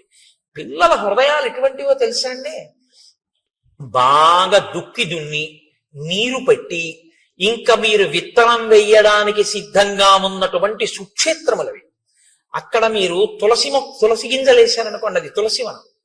మీరు అక్కడ ఆకుమడి వేస్తే అది వరి చేను. మీరు అక్కడ చెరుకు వేస్తే చెరుకు తోట. మీరు మారేడు చెట్లు వేస్తే మారేడు, మీరు గంజాయి మొక్కలు వేస్తే గంజాయి వనం. వేసేవాడి మీద ఉంటుంది తప్ప క్షేత్రంలో తప్పు లేదు. మీరే విత్తనం వేస్తే ఆ చెట్టే అక్కడ లేస్తుంది. తప్పంటూ ఎక్కడైనా ఉంటే మనం పిల్లల మనసుల్లో వెయ్యకూడనివి వేసిన పెద్దలది తప్పు తప్ప అది పుచ్చుకోవడానికి సిద్ధంగా ఉన్న క్షేత్రంది ఎప్పుడూ తప్పు కాదు. అందుకే పిల్లల మనసుల్లో వెయ్యవలసిన విత్తనం వెయ్యడం తన బాధ్యతగా గుర్తించకపోవడం కూడా దోషమే. తన కర్తవ్యం తను చెయ్యాలి, పిల్లలకి చెప్పవలసింది తాను చెప్పాలి. వాళ్ళు విన్నారా వినలేదా నీకు అనవసరం. నీ కర్తవ్యం నువ్వు చేసావా లేదా? ఒక్కడు బాగుపడ్డాడు చాలు. నీ పిల్లలకి నువ్వు చెప్పాలి, వాడు విన్నారా వినలేదా నీకు అనవసరం. నీ కర్తవ్యం నువ్వు చెయ్యి. ఇది శ్రీరామాయణం మనకి నేర్పుతుంది. కాబట్టి హనిష్యామి సబాంధవం, వాలిని ఒక్కడే చంపేశాను ఒక బాణంతో, సుగ్రీవుణ్ణి సబాంధవంగా బంధువులందరితో చంపేస్తానని. ఇప్పుడు ఈ మాట లక్ష్మణుడు ఇది విన్న తర్వాత అన్నయ్య అంత బాధపడుతున్నాడు అంటే ఊరుకుంటారండి? ఈ రెండిటికి ఒక తేడా ఉంది. ఒకటి అంటిస్తే పేలిపోతుంది, ఒకటి పేలద్దులే అనుకుంటే ఆగిపోతుంది. దీనికి ఆ నిగ్రహ శక్తి ఉంది, దానికి ఆ నిగ్రహ శక్తి తక్కువ. కాబట్టి ఇప్పుడు రాముడు అమ్మ బాబోయ్ వీణ్ణి వెళ్ళమన్నాను, నేను బాధపడ్డం విన్నాడు, ఇప్పుడు వెళ్ళి సుగ్రీవుని చెప్పేస్తాడు బాణం వేసి. అక్కడ పరిస్థితి కొంచెం ఏమైనా తేడాపాడాగా అసలు నన్ను పట్టించుకోనట్లు కనపడితే బాణమే వదిలిపెట్టేస్తాడంతే. కాబట్టి వెంటనే పిలిచి అన్నాడు, నహివై తద్విధో లోకే పాపమేవం సమాచరేత్ పాపమార్గేణ యో హంతి సవీర పురుషోత్తమ. నాన్న యుక్తాయుక్త విచక్షణతో బాగా ఆలోచించి కేవలము పాపాత్ముడే, ఇంకా వాడు మారడానికి అవకాశం లేదన్న వాణ్ణి చంపాలి తప్ప, మారడానికి అవకాశం ఉంది, వాడు ఒక మాట చెప్తే మారతాడు, ఏదో తప్పు జరిగిపోయింది, వాడు తనని తాను మరిచిపోయి ఏదో వ్యసనానికి లోనైపోయి కాలాన్ని మరిచిపోయి కామమునకు వశుడై ఉన్నాడు తప్ప, చెప్తే ఇప్పుడు విని మళ్ళీ బుద్ధి మార్చుకునేవాడు అనుకుంటే చెప్పకూడదు సుమా. అందుకని తొందరపడి సుగ్రీవుని చంపేశావు, అటువంటి పని చెయ్యకు. నేదం అద్యత్వయా గ్రాహ్యం సాధువృత్తేన లక్ష్మణ తాం ప్రీతిం అనువర్తస్య పూర్వవృత్తంచ సంగతం. నువ్వు వెళ్ళేటప్పుడు సుగ్రీవుడితో పూర్వ స్నేహం ఎలా ఉండేదో, మనం అందరం ఎంత ప్రేమగా మాట్లాడుకునే వాళ్ళమో, మన పట్ల సుగ్రీవుడు ఎంత ప్రీతిపాత్రుడో బాగా స్మరించుకుంటూ వెళ్ళు. మీరు ఏది స్మరించుకుంటూ వెడితే మనసు అలా ఉంటుంది. మీరు వ్యగ్రతతో అన్నయ్య కోపమే తలుచుకుంటూ వెడితే కట్టలు తెచ్చుకుంటుంది. మీరు ప్రీతిని స్మరించుకుంటూ వెడితే కొంచెం మంచి మాట చెప్పడానికి అవకాశం ఉంటుంది. అప్పుడు మనసు నీ అదుపులో ఉంటుంది. లక్ష్మణుడి మనసు లక్ష్మణుడి అదుపులో ఉండేటట్టు చూస్తున్నాడు. ఏ మనసు లక్ష్మణుడి అదుపు తప్పుతోందని గుర్తించాడో దాన్ని మళ్ళీ లక్ష్మణుడి అదుపులోకి తీసుకెళ్తున్నాడు. అందుకని కదండి గురువు అయ్యాడు ఆయన, మహానుభావుడు. అందుకని నేను గురువుగా అనువర్తిస్తున్నానన్నాడు ఆయన. మాట ఎంత ప్రమాదమో, ఒక్కొక్కరు ఇంకొకరు ఖేద పడితే చూడలేరు, అంత ప్రీతి ఉంటుంది. ఆయన బాధపడ్డాడు అనుకోండి, అయ్య బాబోయ్ ఆయనంత బాధపడ్డామా అని నాకేమైనా పర్వాలేదని చెప్పి ఈయన విడిపి ఆయనతో కలిపిడిపోతాడు కూడా. కాబట్టి మీరు గబుక్కుని ఎక్కడ పడితే అక్కడ ఎలా పడితే అలా మాట్లాడకూడదు. అవతల వారికి మీ మీద ఉన్నటువంటి ప్రీతి వలన వచ్చేటటువంటి పరిణామములను కూడా దృష్టిలో పెట్టుకుని మాట్లాడవలసి ఉంటుంది. ఇది రాముడి యొక్క పరిణతి. కాబట్టి వెంటనే వెనక్కి పిలిచి సామోపహితయామాచ రూక్ష్మాణి పరివర్జయన్ వక్తుం అర్హసి సుగ్రీవం వ్యతీతం కలపర్యయే. అందుకని నాయన పరుషమైన మాట్లాడకు సుగ్రీవుడి దగ్గర, చాలా సున్నితమైన మాటలతో మిత్రుడికి చెప్పినట్లు చెప్పు. కాలము దాటిపోయింది, రాముడు బాధపడుతున్నాడు అన్న సందేశాన్ని అందించు తప్ప ఆయన మనసు ఖేదపడేటట్టుగా తీవ్రమైనటువంటి మాటలను వాడవద్దు అని చెప్పాడు. సరే అన్నయ్య అన్నాడు, బయలుదేరాడు. కానీ లక్ష్మణుడే కదండి, చెప్తే వినేసి వెంటనే నేను మీతో మనవి చేసింది అదే. నేను చెప్తున్నాను లోపలికి వెళ్ళు అంటే వెళ్ళిపోయాడు అనుకోండి, వెళ్ళినైంది గొప్ప కదండి. రాముడు చెప్పిన లక్ష్మణుడు కోపాన్ని అంతగా వెంటనే నిగ్రహించేసుకోలేడు. కారణం ఏమిటి? లక్ష్మణుడికి సుగ్రీవుడి మీద కోపం లేదు, లక్ష్మణుడి బెల్లాన్ని ఎత్తుకోలేదు రావణాసురుడు. రాముడు కష్టపడితే చూడలేడు, రాముడి కళ్ళం బట్టి నీళ్లు కారకూడదు. తన జీవిత ప్రయోజనం ఒకటే, రాముడు సంతోషంగా ఉంటాడు తప్ప ఆయనకి ఇంకేం అక్కర్లేదు జీవితంలో. ఆయన ఒకే ఒక్క జీవిత లక్ష్యం ఏమిటంటే రాముడు సంతోషంగా ఉండాలి. రాముడు సంతోషంగా లేడి ఇవాళ బాధపడ్డాడు, ఎవరి వల్ల బాధపడ్డాడు? అదిగో ఆయన వల్ల బాధపడ్డాడు, అంతే. ఇంకిప్పుడు ఎంత కోపంగా ఉంటాడంటే ఇంకా అదుపు చేసుకోలేకపోయాడు కోపాన్ని అన్నది చెప్పడానికి మహర్షి ఎంత అందంగా చెప్తారో తెలుసా అండి.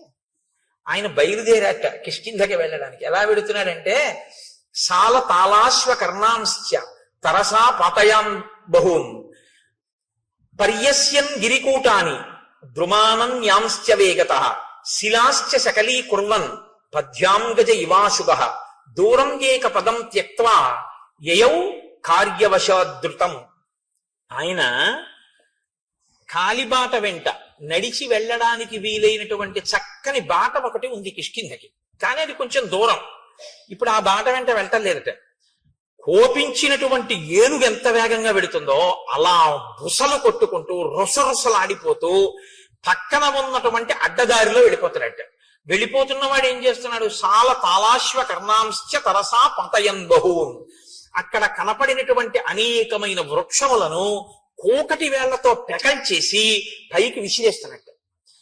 పర్వత శిఖరములు కనపడితే పరిగెత్తుకుంటూ వెళ్ళి ఆ శిఖరములను ఊపేసి వాటిని చేత్తో పట్టుకుని ఆకాశంలోకి విసిరేసి ముక్కు ఇలా అనుకుంటూ బుసలు కొడుతూ ఆ వెళ్ళిపోతున్నప్పుడు శిలాశ్చ శకలీ కుర్వన్ అలా వెళ్ళిపోతూ చూడండి రాయి కనపడుతుంది, దాన్ని ఒక్క తన్ను తన్ని బదలు కొట్టేస్తున్నట్టు.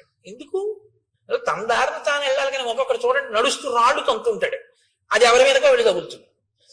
అలా శిలాశ్చ శకలీ కుర్వన్ రాళ్ళు బద్దలైపోయేటట్టుగా తంతున్నట్టు వాటిని తంతు పద్యాంగజ ఇవాశుభ అత్యంత వేగంతో వెళ్ళిపోతున్న ఏనుగుల దూరం ఏక పదం త్యక్త్వా ఆ సౌకర్యంగా వెళ్ళగలిగినటువంటి మార్గాన్ని విడిచిపెట్టేసి యయౌ కార్యవశాధృతం పనిని సాధించుకోవడం కోసమని దగ్గర త్రోవలో వెళ్ళిపోతున్నట్ట. అంటే తనంత తాను అదుపు చేసుకోలేని కోపాన్ని సుగ్రీవుణ్ణి ఏమనొద్దన్నాడు, సుగ్రీవుణ్ణి చంపద్దన్నాడు. ఇప్పుడు సుగ్రీవుణ్ణి చంపకుండా సుగ్రీవుణ్ణి ఏమనకుండా నిగ్రహించుకోవాలంటే కోపాన్ని దేని మీద పెట్టాలి. అత్త మీద కోపం దుఃఖ మీద చూపించారంటారు. ఆఫీస్లో బాస్ ఏమనలేక ఇంట్లో వచ్చి భార్యను తిడుతుంటాడు ఒక్కొక్కడు, అలా ఉంటుంది. అందుకని చెప్పి ఇప్పుడు సుగ్రీవుణ్ణి ఏమనకూడదు కాబట్టి పాపం చెట్లు ఏం చేసాయి, వాటిని పీకేస్తున్నాడు. పర్వత శిఖరాలు ఏం చేసాయి, వాటిని పీకేసేసి ఆకాశంలోకి విసిరేస్తున్నాడు. రాళ్ళు ఏం చేసాయి, వాటిని బదలు కొట్టేస్తున్నాడు. అంటే కొంత కోపం తీరిపోతుంది అన్నమాట. అంటే ఇంకా తట్టుకోలేకుండా అన్నయ్య చెప్పిన మాటకి కట్టుబడాలి. మరి అన్నయ్య అందు భక్తి, అలా కట్టుబడాలంటే ఈ కోపం ఇంకోళ్ళ మీద చూపిస్తున్నాడు. అంటే కోపం పోయిందా? పోగొట్టుకునే ప్రయత్నంలో ఉన్నాడు ఇంకా. కానీ తొందరగా వెళ్ళా సుగ్రీవుని అడగాల, అన్నయ్యని ఏడిపిస్తాడా వీడు, ఇది బాధ, అందుకని అడ్డత్రోవలో వెళ్ళిపోతున్నాడు. అంటే లక్ష్మణ భక్తిని ఆవిష్కరిస్తుంది. ఇంకా లక్ష్మణుడికి జీవితంలో రాముడు సంతోషంగా ఉండడం కన్నా ఇంకొక అన్య ప్రయోజనం లేదు. దీనివల్ల మనకేమర్థం అవుతోంది? రాముడు సంతోషంగా ఉంటే లక్ష్మణుడు సంతోషంగా ఉంటాడు. రాముడు ఏడిస్తే లక్ష్మణుడు ఎవడు ఏడిపించాడని అడుగుతాడు, ఎవడు ఉండడం. అంతే కదా దాని అర్థం.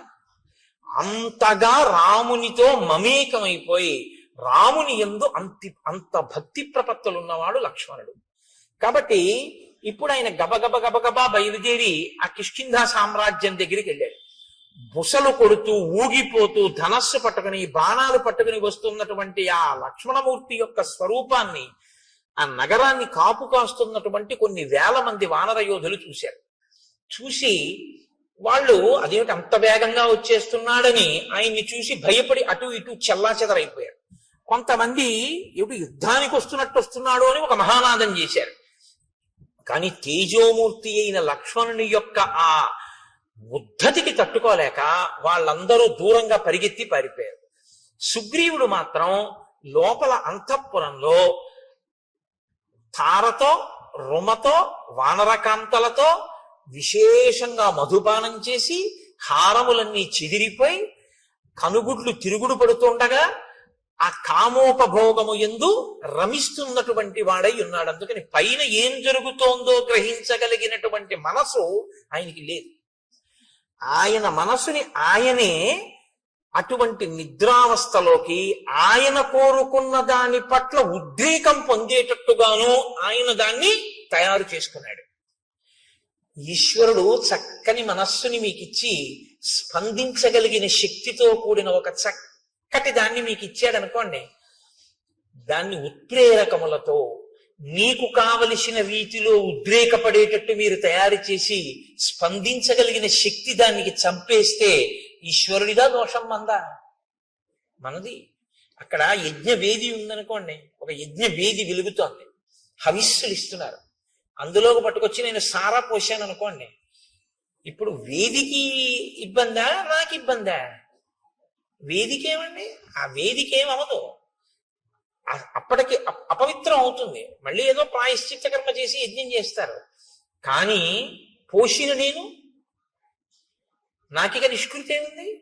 ఇక్కడ స్వయంగా పరమేశ్వరుడే కూర్చుని అగ్నిహోత్ర జ్వాలగా వెలుగుతున్నాడు. వెలిగి మనం వేసిన పదార్థాలన్నిటినీ ఆయన పచనం చేస్తున్నాడు. పచనం చేసి నెత్తుటిగా మార్చి దీంట్లోకి ప్రవహింపచేసి తెల్లవారేటప్పటికి పిప్పిని విసర్జించడానికి వీలుగా సిద్ధం చేస్తున్నాడు. నేను నిద్రపోతానేమో కానీ ఆయన నిద్రపోడు. అహం వైశ్వానరో భూత్వా ప్రాణినాం దేహమాశ్రితః ప్రాణాపాన సమాయుక్తం పచాన్యన్నం చతుర్విధం. ఆ అగ్నిహోత్రం వెలుగుతూనే ఉంటుంది. నేను నిద్రపోవచ్చు, ఆయన రాత్రి నేను తిని పడుకున్న దాన్ని లోపల యజ్ఞాగ్ని యందు పచనం చేసి దగ్ధం చేసి శక్తినిచ్చి పిప్పిని తెల్లవారేటప్పటికి సిద్ధం చేస్తాడు. అటువంటి అగ్నిహోత్రంలో మీరు పొయ్యకూడంది పోశారనుకోండి, ఇప్పుడు లోపల అగ్నిహోత్రానికి ఇబ్బందా? ఈశ్వరుడి ముఖం మీద పోసినందుకు నువ్వు పాపాన్ని మూట కట్టుకుంటున్నావా? ఆ తత్వాన్ని పరిశీలనం చెయ్యగలిగితే మీరు చెయ్యలేరు. బలహీనత నుంచి బయటపడడానికి ఒకే ఒక్క ఆధారం ఏమంటే అది ఎటువంటి అపచారమో మీరు గుర్తించడమే. అది అపచారమో అని మీరు గుర్తించగలిగితే, మీ మనసు పట్టుకోగలిగితే ఇక మీరు చేయలేరు. అదే మనసు తిరగబడుతుంది, వద్దు వద్దు తప్పిది, అలా ఎలా చేస్తావు అంటుంది. అలా ఎలా చేస్తావు అని అన్ననాడు మీరు ఇంక చేయలేరు. అలా ఎందుకు చేస్తావని ఎంతమంది చెప్పినా మీరు చేయకుండా ఉండలేరు. మీరు నా మాట పట్టుకున్నారో లేదో? మీరు పట్టుకున్నారని నేను అనుకుంటున్నాను. ఇంకా మళ్ళీ ఇన్ని మాటలు మళ్ళీ మళ్ళీ చెప్పక్కర్లేదు, ఎందుకంటే మీరు ప్రాజ్ఞులు కనుక. ఇప్పుడు ఆ లోపలికి వెళ్ళినటువంటి ఆ లక్ష్మణుడు అంగదుణ్ణి చూశాడు. అంతఃపురం బయట అంగదుడు ఉన్నాడు. అంగదుణ్ణి పిలిచన్నాడు, సోంగదం రోషతాం రాక్ష సందిదీశ మహాయశాః సుగ్రీవ కద్యతాం వత్స మమాగమనమిచ్యుత ఏష రామానుజ ప్రాప్త త్వత్సకాశం అరిందమ భ్రాతుర్వ్యసన సంతప్తో ద్వారి తిష్టతి లక్ష్మణ తస్య వాక్యే ఇది రుచి క్రియతాం సాధు వానర ఇత్యుక్త్వా శీఘ్రమాగచ్చ వత్సవాక్యమరిందమ. నువ్వు లోపలికి వెళ్ళి నీ పినతండ్రి అయినటువంటి సుగ్రీవుడితో ఒక మాట చెప్పు. రామచంద్రమూర్తి శోకమును పొంది ఉన్నాడని, రామచంద్రమూర్తి మాటలు చెప్పడం కోసం ఆయన తమ్ముడైన లక్ష్మణమూర్తి వచ్చాడని, ద్వారం వద్ద ఎదురు చూస్తున్నాడని, నీతో వచ్చి మాట్లాడాలనుకుంటున్నాడని లోపలికి వెళ్ళి నీ పినతండ్రితో చెప్పి నీ పినతండ్రి ఏమనుకుంటున్నాడో వచ్చి నాతో చెప్పు అని ఆయన అక్కడ నిలబడ్డాడు. ఈ అంగదుడు లోపలికి వెళుతున్నాడు. అది మంత్రులంటే, సచివులంటే అది, దూరదృష్టి అంటే అది. ప్లక్షుడు ప్రభావుడు అనబడేటటువంటి ఇద్దరు ఆ మంత్రులు కూడా అంగదుడితో పాటు లోపలికి వెళ్ళారు. మంత్రులు లోపలికి వెళితే దాన్ని ఎవరు అభ్యంతర పెట్టడానికి వీలుండదు. అంగదుడితో పాటు వెళ్ళారు. వాళ్ళకి తెలుసు. ఇప్పుడు లక్ష్మణమూర్తి ఒక పిల్లవాడికి చెప్పాడు, యువరాజుకి. యువరాజుకు కూడా భయమే లక్ష్మణుడు అంటే. తీరా వెళ్ళిన తర్వాత ఇప్పుడు అంగదుడు కర్తవ్యం చేయడమా, అంగదుడు చెప్పిన దాన్ని బట్టి సుగ్రీవుడు ప్రాణాలు నిలబడ్డమా అన్నది ఎవరి చేతిలో ఉంది? అంగదుడి చేతిలో లేదు, సుగ్రీవుడి చేతిలో ఉంది. సుగ్రీవుడు ఎటువంటి స్థితిలో ఉన్నాడని మంత్రులకి తెలుసు. అసలు విపరీతమైనటువంటి భావోద్రేకంతో మధుపానాసక్తుడై కామాతురుడై ఉన్నాడు తప్ప అంగదుడు చెప్పింది చెవిలోకి వెళ్ళడం కాదు, మనసులోకి వెడుతుందా అన్నది చెప్పడం కష్టం. ఇప్పుడు అంగదుడితో లక్ష్మణుడు ఏమన్నాడు? వెళ్ళి చెప్పి బయటికి వచ్చి నాకేమైందో చెప్పన్నాడు. నించునున్నాడు. వెళ్ళి లోపల ఉండిపోతే కోపగిస్తాడు. ఇప్పుడు అంగదుడు కారణం అవుతాడు. అంగదుడు వెళ్ళి చెప్పిన తర్వాత చెప్తాడు, అయ్యా బయట లక్ష్మణమూర్తి ఎదురు చూస్తున్నారు, మీతో మాట్లాడతారట. తప్ప తాగి తూలుతూ అంతమంది కాంతలతో రమిస్తున్నటువంటి సుగ్రీవుడు అని ఊరుకున్నాడు అనుకోండి. ఎన్ని మాటలు చెప్తాడు? రాజు కాబట్టి తిరిగి వచ్చి ఆయన మధుపానం చేస్తున్నాడు, భార్యలతో క్రీడిస్తున్నాడు, నేను చెప్పాను కానీ ఆయన చెవికి ఎక్కినట్టు లేదు అన్నాడు అనుకోండి. ఏ సుగ్రీవుడు బతుకుతాడా? ఇక బతకడు. ఈ దోషానికేగా కాలం దాటిపోయింది. కాబట్టి ఇప్పుడు అంగదుడు వచ్చి చెప్పడం కాదు, అంగదుడు వచ్చి చెప్పే లోపల సుగ్రీవుడి ప్రాణములు నిలబడేటట్టుగా చెయ్యాలి ముందు. కాబట్టి వీళ్ళని వెళ్ళమనలేదా కాదు, ప్రభు ప్రాణములను కాపాడడం అన్నది అంగదుడు వెళ్ళి రావడంలో ఉంది. కాబట్టి పిల్లాడి మీద వదిలేసి పెద్దవాళ్ళు కూర్చోవడం కాదు, చెప్పినా చెప్పకపోయినా తాము వెళ్ళాలి, వెళ్ళి ప్రభువుని రక్షించుకోవాలి. ఇప్పుడు ఇది ఒక క్లిష్ట పరిస్థితి వచ్చింది కాబట్టి అందుకుని వెళ్ళారు వాళ్ళిద్దరూ లోపలికి. అంటే మంత్రులు అన్న వాళ్ళ యొక్క నడవడి ఎలా ఉండేదో, ఎంత గొప్పగా ప్రవర్తించేవారో, ఎంత దూరదృష్టితో వాళ్ళు ఉండేవారో ఒక సంఘటనని చూస్తే శ్రీరామాయణాన్ని పరిశీలనం చేస్తున్నప్పుడు ఆశ్చర్యంగా ఉండదు. పెద్దరికము అన్న మాట యొక్క బాధ్యత, కర్తవ్యం ఏమిటో. పెద్దరికం ఉన్నవాడు విషయాన్ని మనసులో పెట్టుకుని అది పగలకుండా ఎలా రక్షించాలో, ఎంత జాగ్రత్తగా తాను ప్రవర్తించవలసి ఉంటుందో. రామాయణం చదివితే మీకు అటువంటి ఆలోచన ధోరణి అలవాటు అవుతుంది. పెద్దరికం అన్న మాట పెద్దరికంగా నిలబెట్టుకోవడం అలవాటు. కీర్తి కోసం పెద్దరికం కాదు. ఏరా ఇంతసేపు అయింది, నువ్వు నమస్కారం పెడతావో లేదో అని చూస్తున్నాను, నేనెందుకు కనపడతాను రా అండం కాదు పెద్దరికం అంటే. వస్తున్న ఇబ్బందుల్ని కడుపులో పెట్టుకుని అవి పగలకుండా రక్షించగలిగినటువంటి నైపుణ్యంతో ప్రవర్తించగలగడం పెద్దరికం. అది నీకు ఉండాలి. అంతేగాని పెళ్లిలో మనం చూస్తుంటాం, కొంతమంది కాలు మీద కాలేసి కూర్చుంటారు. ఏ మనవడి వరసవాడో ముని మనవడి వరసవాడో అలా వెళ్తుంటాడు. వీళ్ళు పలకరించరు. అంటే వీళ్ళు పలకరిస్తే వీళ్ళ మర్యాద పోయినట్టే. పాపం ఆ పిల్లాడేదో అటు ఇటు తిరిగి అందరినీ పలకరించి ఒక గంట పైగా మీ తాతగారు అదిగోరా అంటారు. వచ్చి తాతయ్య నేను ఇదిగో ఇప్పుడే వచ్చాను, తాతయ్య బాగున్నావా అంటాడు. చూస్తున్నాను రా, 11ంటికి వచ్చావు, 1 గంట అయింది, తాతయ్య ఇప్పుడు కనపడ్డాడు నీకంటాడు. నువ్వు చూసావుగా, నువ్వెందుకు వెళ్ళి పలకరించావు? కాల్సనా నీ పెద్దరికం? మనవాణ్ణి చూసి నువ్వు వెళ్ళి పలకరించలేవు? ఏమిటి నీ పెద్దరికం? నీకు నమస్కారం చేయాలని నువ్వు అనుకుంటే రోడ్డు పక్క పెరిగిన చింత చెట్టుకి నమస్కారం చేయాలి, నీకన్నా ముందు పుట్టింది. వయస్సు వల్ల కాదు పరిణితి, జ్ఞానము వలన పరిణితి, నీ ప్రవర్తన వలన పరిణితి. అన్ని వేళలా వయస్సుతో పెద్దరికాన్ని గౌరవించడం కూడా చాలా కష్టంగా ఉంటుంది. ఆ పరిణితిని సంతరించుకోకపోతే ఆ పెద్దరికాన్ని భరించడం కష్టం. కాబట్టి పెద్దరికం వయస్సుతో పాటు అనుభవాన్ని పెంచుకోవాలంటే ఒక్కటే రామాయణం చదువుకోవడమే. రామాయణం బాగా చదువుకుంటే ఇలా ఉండాలన్నమాట అని బాగా అర్థమవుతుంది.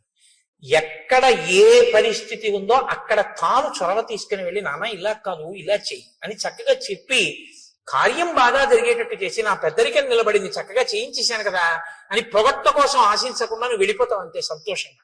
అది పెద్దరికం అన్న మాటకు అర్థం. తప్ప నాకేమిస్తారు దీనివల్ల, నాకేమొస్తుంది ప్రయోజనం దీనివల్ల, ఇక్కడ నా పెద్దరికం గుర్తించారా లేదా. కొంతమంది చూడండి, చాలా ఆశ్చర్యంగా ఉంటుంది. బ్రహ్మస్థానంలో ఒక ఆయన కూర్చుంటారు, ఆయనకి తెలియదండి వైదిక మార్గం, ఆయన చేయిస్తాడు. కాదు, ఆవిడ ప్రత్యేకం ఓ చిన్న చాపం కేసుకి అక్కడ కూర్చుంటుంది. కూర్చుని మా ఇంట్లో అది అలవాట్లేదు, అది వద్దంటుంది. అదేమిటమ్మా, వేదప్రోక్తం అమ్మా, ఇది చెయ్యాలి, మాకు అలవాట్లేదు, వీలు లేదంటే. ఏం తెలుసు, ఏం తెలియదు, ఏం తెలియకపోయినా ఎందుకు అలా అంటాం అంటే పెద్దరికం. అలా చేయిస్తే తన పెద్దరికం నిలబడిందని ఓ సంతోషం. ఇప్పుడు అది చెప్పి కొంచెం అలా కుదరలేమ్మా, నువ్వు ఊరుకో అమ్మా చెయ్యి అన్నారనుకోండి, ఇంకా నేను ఎందుకని పెట్టేసారి చేసుకుంటున్నాడు. అదేమిటి పెళ్ళింట్లో నేను అలా చెయ్యొచ్చా, ఇదేమి పెద్దరికం ఉండదు. మీరు జాగ్రత్తగా గమనించండి, నేను ఎవరి మీద ఆక్రోశంతో మాట్లాడటం లేదు. పెద్దరికం అన్నది దేనికి పనికి రావాలంటే తనకన్నా వెనక పుట్టిన వాళ్ళ సంతోషానికి పనికి రావాలి. తనకన్నా వెనక పుట్టిన వాళ్ళందరినీ ఏడిపించడానికి పనికి వచ్చిన పెద్దరికం కాల్సనా దేనికండి అది? అలా ఉండకూడదు, తప్పది. నేను రామాయణం చెప్తూ అలాగే చెప్పగలను, ఇంకోలా చెప్పడం నా చేత కాదు. ఒకవేళ నేను చెప్పింది అంత బాగుండకపోతే నేను నన్ను క్షమించాను. కాబట్టి ఇప్పుడు అంగదుడు లోపలికి వెళ్ళాడు, ఆయనతో పాటు మంత్రులు కూడా వెళ్ళారు. ఇప్పుడు వెళ్ళినటువంటి అంగదుడు సుగ్రీవుని యొక్క కాళ్ళకి నమస్కారం చేశాడు, తారకాళ్ళకి నమస్కారం చేశాడు, రుమకాళ్ళకి నమస్కారం చేశాడు. అంటే ఇద్దరు భార్యలతోటి శయనాగారంలో బాగా మధువు సేవించి తానుండడం కాదు, ఆయన భార్యలు కూడా సేవించి ఉన్నారు, ఆ స్థితిలో ఉన్నారు. అటువంటి చోట ఒక కొడుకు వెళ్ళి నమస్కారం పెట్టి మాట్లాడడానికే చాలా ఇబ్బందిగా ఉంటుంది. మీరు ఆలోచించండి. నేను ఒక్క మాట చెప్తా, అంతకన్నా దాటి చెప్పడం నా సంస్కారానికి కూడా ఇష్టం ఉండదు. వాళ్ళు తల్లులు, ఆయన తండ్రి, వాళ్ళు అలా ఉండగా ఓ కొడుకు వెళ్ళి నమస్కారం చేయడం అన్నది ఆయనకి ఎంత బాధగా ఉంటుంది మీరు ఆలోచించండి. ఇంకొకప్పుడు ఇలా ఉండకుండా ఉంటాడు, వెళ్ళి చెప్తాను మా నాన్నగారికి అనడానికి. అలా ఉండకుండా తండ్రి ఉంటాడన్న నమ్మకం లేని స్థితిలోకి వెళ్ళిపోయి ఉన్నాడు ఆయన. కాబట్టి ఇప్పుడు లక్ష్మణుడికి చెప్పుకోలేడు అంగదుడు. ఇది చిన్న పిల్లల్ని ఇబ్బంది పెట్టే పెద్దరికంగా మారడం అంటే. కాబట్టి ఇప్పుడు పాపం అలాగే వెళ్ళి నమస్కారం చేశాడు. నమస్కారం చేసి అంజలి ఘటించి చెప్పాడు. లక్ష్మణమూర్తి కోపంగా ఉన్నారు, రాముడు శోకంతో ఉన్నట్ట, ఆయన చెప్పమన్నది చెప్పడానికి వచ్చాడు, ఎదురు చూస్తున్నాడు, నిన్ను కలుస్తానంటున్నాడు, నన్ను వచ్చి ఏ మాట చెప్పమన్నాడు, కాబట్టి నేను ఏం చెప్పను అని అడిగాడు. ఈయన చెప్పిన మాట ఆయన మనసులోకి వెళ్ళలేదు, ఆయన తలకెక్కలేదు. ఎందుకు ఎక్కలేదంటే ఆయన మనసు ఇక్కడ లేదు, ఇంకొక దాని యందు అనురక్తమై ఉంది. కాబట్టి ఇప్పుడు ఆయన వినే స్థితిలో లేడు. ఇప్పుడు కాసేపు మీరు ఆ పనులు ఆప్ చేసి ఇది వినండి అనే స్థితిలో కొడుకు లేడు. చూడండి, ఆ వ్యసనము హనుమ చెప్పింది ఇదే కదా, వచ్చేసిందా లేదా పరిస్థితి? చూస్తుండగా వచ్చేసింది అంతే. ప్రాణ సంకటంలో గడిపాడు సుగ్రీవుడు. ఇప్పుడు ఈశ్వరానుగ్రహం పనిచేసింది. కేవలం మిత్రుడు చంపకూడదు అనుకున్న రాముని యొక్క అనుగ్రహమే బహుశా సుగ్రీవుణ్ణి కాపాడు. లక్ష్మణుని యొక్క కోపంతో లక్ష్మణుడు దగ్గరికి వచ్చి అంగదుడు మాట చెప్పిన తరువాత లోపలికి వెడదామని ముందుకు నడిచొస్తున్నటువంటి లక్ష్మణుణ్ణి చూసి భయపడిపోయినటువంటి కొన్ని వేల వానరములు ఏకకాలంలో ఒక పెద్ద నాదం చేశాయి. లోపలికి వెళ్ళిపోతున్నాడు, ఇంత కోపంగా ఉన్నాడు, అంగదుడు పైకి రాలేదు, ప్రభువు మత్తిల్లి ఉన్నాడు, ఏమవుతుందో అని వాళ్ళు ఒక పెద్ద నాదం చేశారు అందరూ. ఇన్ని వేల వానరములు ఒక్కసారి నాదం చేస్తే సుగ్రీవుడు ఉలిక్కి పడ్డాడు. అంటే ఆయన ఎంత తాగి ఉన్నాడో, ఎంత మత్తులో ఉన్నాడో మీరు ఆలోచించారు. ఇప్పుడు ఆయన ఉలిక్కి పడి సచివుల్ని పిలిచాడు. అందుకొచ్చారు ఆ ప్లక్షుడు ప్రభావుడు. వెంటనే మంత్రుల దగ్గరికి వచ్చారు. అన్నాడు, ఎందుకు అలా అరుస్తున్నారు వానరులు అని అడిగాడు. అప్పుడు వాళ్ళు చెప్పారు, ఎందుకు అరుస్తున్నారేమిటి? లక్ష్మణమూర్తి వచ్చాడు, రాముడు కోపంగా ఉన్నాడు, రాముడు శోకిస్తున్నాడు, సందేశం పట్టుకొచ్చాడు, నీతో మాట్లాడతాట, నీ దగ్గరికి వస్తాట, ఏం చెప్పమంటావు అని అడిగాడు. అడిగితే ఇప్పుడు అన్నాడు, సర్వదా సుకరం మిత్రం దుష్కరం పరిపాలనం అనిత్యత్వాచ్చ చిత్తానాం ప్రీతిరల్పేపి విద్యతే. నేను రాముని పట్ల ఏ అపచారము చేయలేదు, రాముడి పట్ల ఒక్క మాట తప్పుగా మాట్లాడలేదు. బహుశా రాముడితో నా స్నేహాన్ని చెడగొట్టడానికి నేనంటే కిట్టని వాళ్ళు ఎవరో నేను సుఖపడ్డం ఇష్టం లేక రామలక్ష్మణులకి నా మీద ఏవో చాడీలు చెప్పి ఉంటారు. చెప్పినా రామలక్ష్మణులు నమ్మకూడదే, ఇంత ఆగ్రహం ఎందుకు వచ్చింది అని ఇప్పుడు పెద్దల మాటలు జ్ఞాపకానికి వచ్చి ఇప్పుడు అన్నాడు, సర్వదా సుకరం మిత్రం దుష్కరం పరిపాలనం. స్నేహం చెయ్యడం మొదలు పెట్టడం తేలిక, స్నేహాన్ని నిలుపుకోవడం చాలా కష్టం అన్నాడు. ఇంత పెద్ద మాట చూడండి. ఈ ఏడాది మీకు ఒకళ్ళని పరిచయం చేస్తాడు, పరిచయం చేసి ఈయన నాకు ఆప్తమిత్రుడండి, ఈయన నాకు కుడి చెయ్యి అంటాడు. ఓ 2 ఏళ్ళు పోయాక ఆయన మళ్ళీ వస్తాడు, ఏమంటే మీ పక్కన ఆయన ఉండేవారు కదా, ఆయన మీ కుడి చెయ్యి అనేవారు కదా, ఆయన ఏది అంటాడు. అప్పుడు తెలుసుకోలేకపోయానంటే వాడు దుర్మార్గుడు, వాడిని వదిలేశానంటాడు. ఇప్పుడు వచ్చిన ఆయన ఏమనుకుంటాడు, ఒరే కుడి చెయ్యి అనేవాడు అంత గొప్పగా చెప్పేవాడు ఈడు ఇప్పుడు మళ్ళీ 2 ఏళ్ళు పోయాక వచ్చేటప్పటికీ అబ్బాయి వాడు ద్రోహం అంటున్నాడు ఏంటి అనుకుంటాడా అనుకోడా?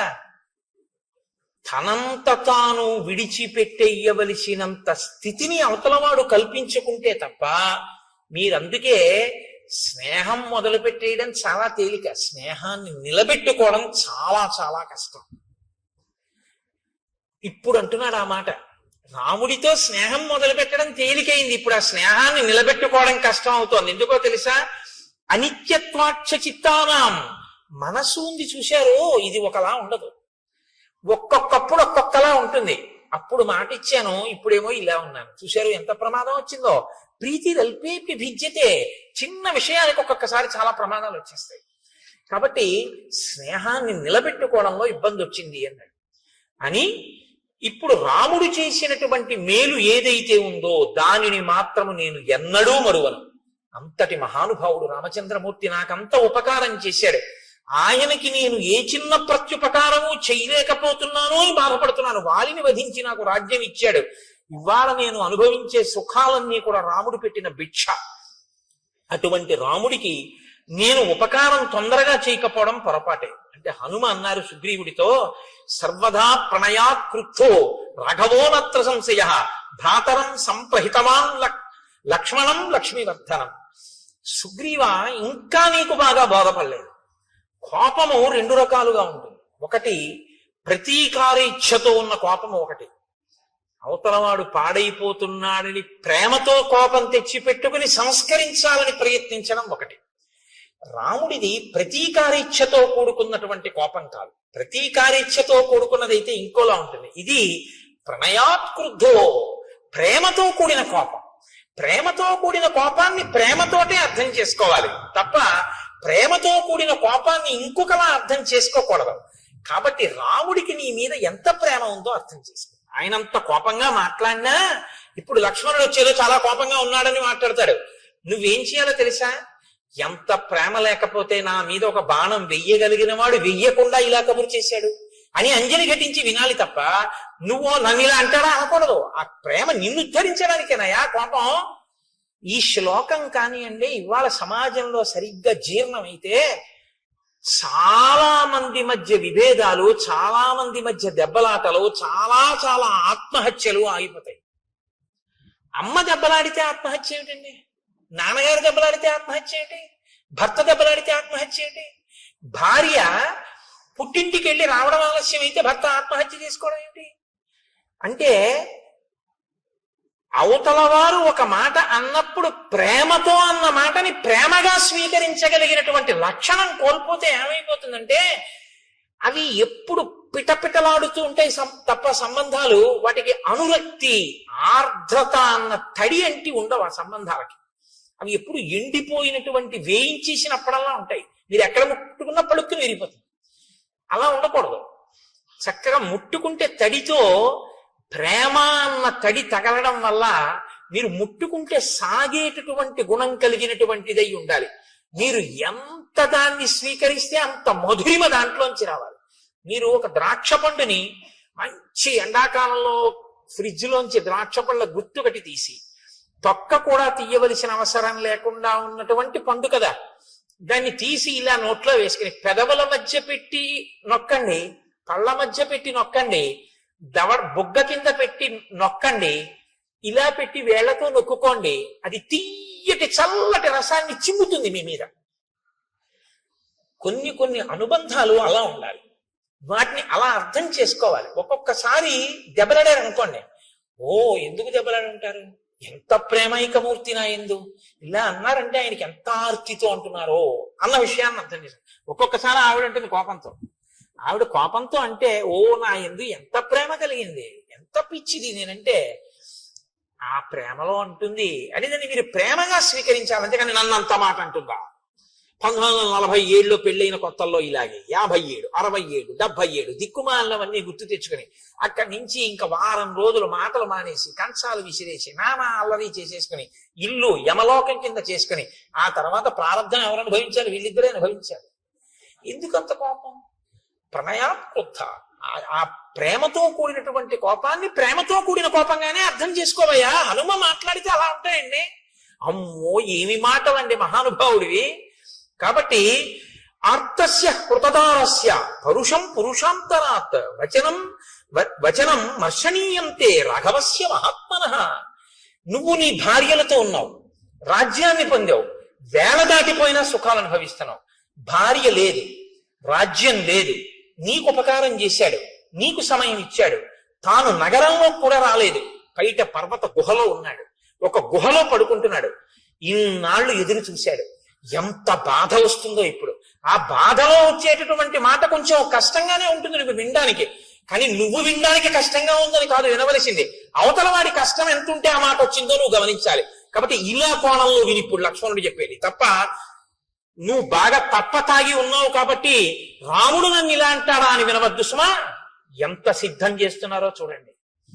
ఇది హనుమంటే మహానుభావుడండి ఆయన. అందుకే ఆయన పేరు చెప్తే చాలు మనిషి చక్కటి స్థితిని పొందుతాడు.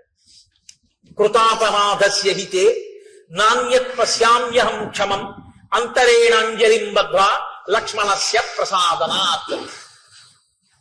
ఓ కిష్కింధకాండే. ఏమి హరిప్రసాద్ గారు చెప్దామా? చూద్దాం అదో సంతోషం. కాబట్టి ఇప్పుడు నువ్వు ఒకవేళ లక్ష్మణుడు వచ్చి క్రుద్ధుడై మాట్లాడినా అంజలి ఘటించి విని తప్ప ఇంకొకలా మాత్రం దాన్ని అర్థం చేసుకుని కోపగించవద్దు అన్న తరువాత ఆ లక్ష్మణుడు అక్కడ నిలబడి ఉన్నాడు. నిలబడి ఉండగా పూజితం నూపురాణంచ కాంచీనాం నినదం తథా సన్నిశమ్య తత శ్రీమాం సౌమిత్రిర్ లజ్జితో భవత్. రోష వేగ ప్రకుపిత శ్రుత్వా చాభరణస్వనం చకారజ్యాస్వనం వీరో దిశ శబ్దేన పూరయన్ చారిత్రేణ మహాబాహు అపకృష్ట సలక్ష్మణ కాసానేకాంతమాశ్రిత్య రామశోక సమన్విత. ఆయన అక్కడ నిలబడి ఉండగా లక్ష్మణమూర్తి లోపల స్త్రీల ఆభరణములు అంటే వాళ్ళు పెట్టుకున్నటువంటి వడ్డానములు, పెట్టుకున్నటువంటి కంకణముల యొక్క ధ్వనులు వినపడ్డాయి.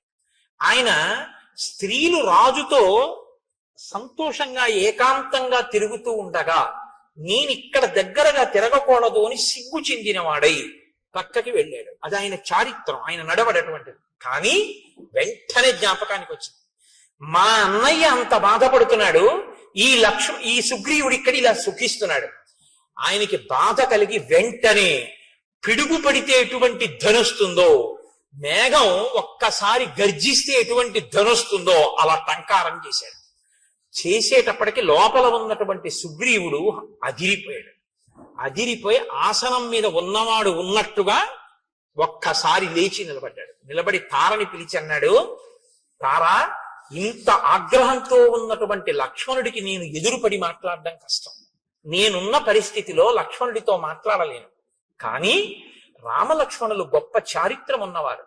నీవు వెళ్ళి ఎదురుగుండా నిలబడి మాట్లాడితే నువ్వు ఏ స్థితిలో ఉన్నా సరే ఆడదాన్ని చూసేటప్పటికి కోపాన్ని వదిలిపెట్టేస్తారు. కాబట్టి నువ్వు వెళ్ళి మాట్లాడు. నువ్వు మాట్లాడడంలో సమర్థురాలివి. నాతో మాట్లాడడానికి వీలైనంత రీతిలో లక్ష్మణుడి కోపం తగ్గిపోయిన తర్వాత నేను వచ్చి మాట్లాడతానన్నాడు.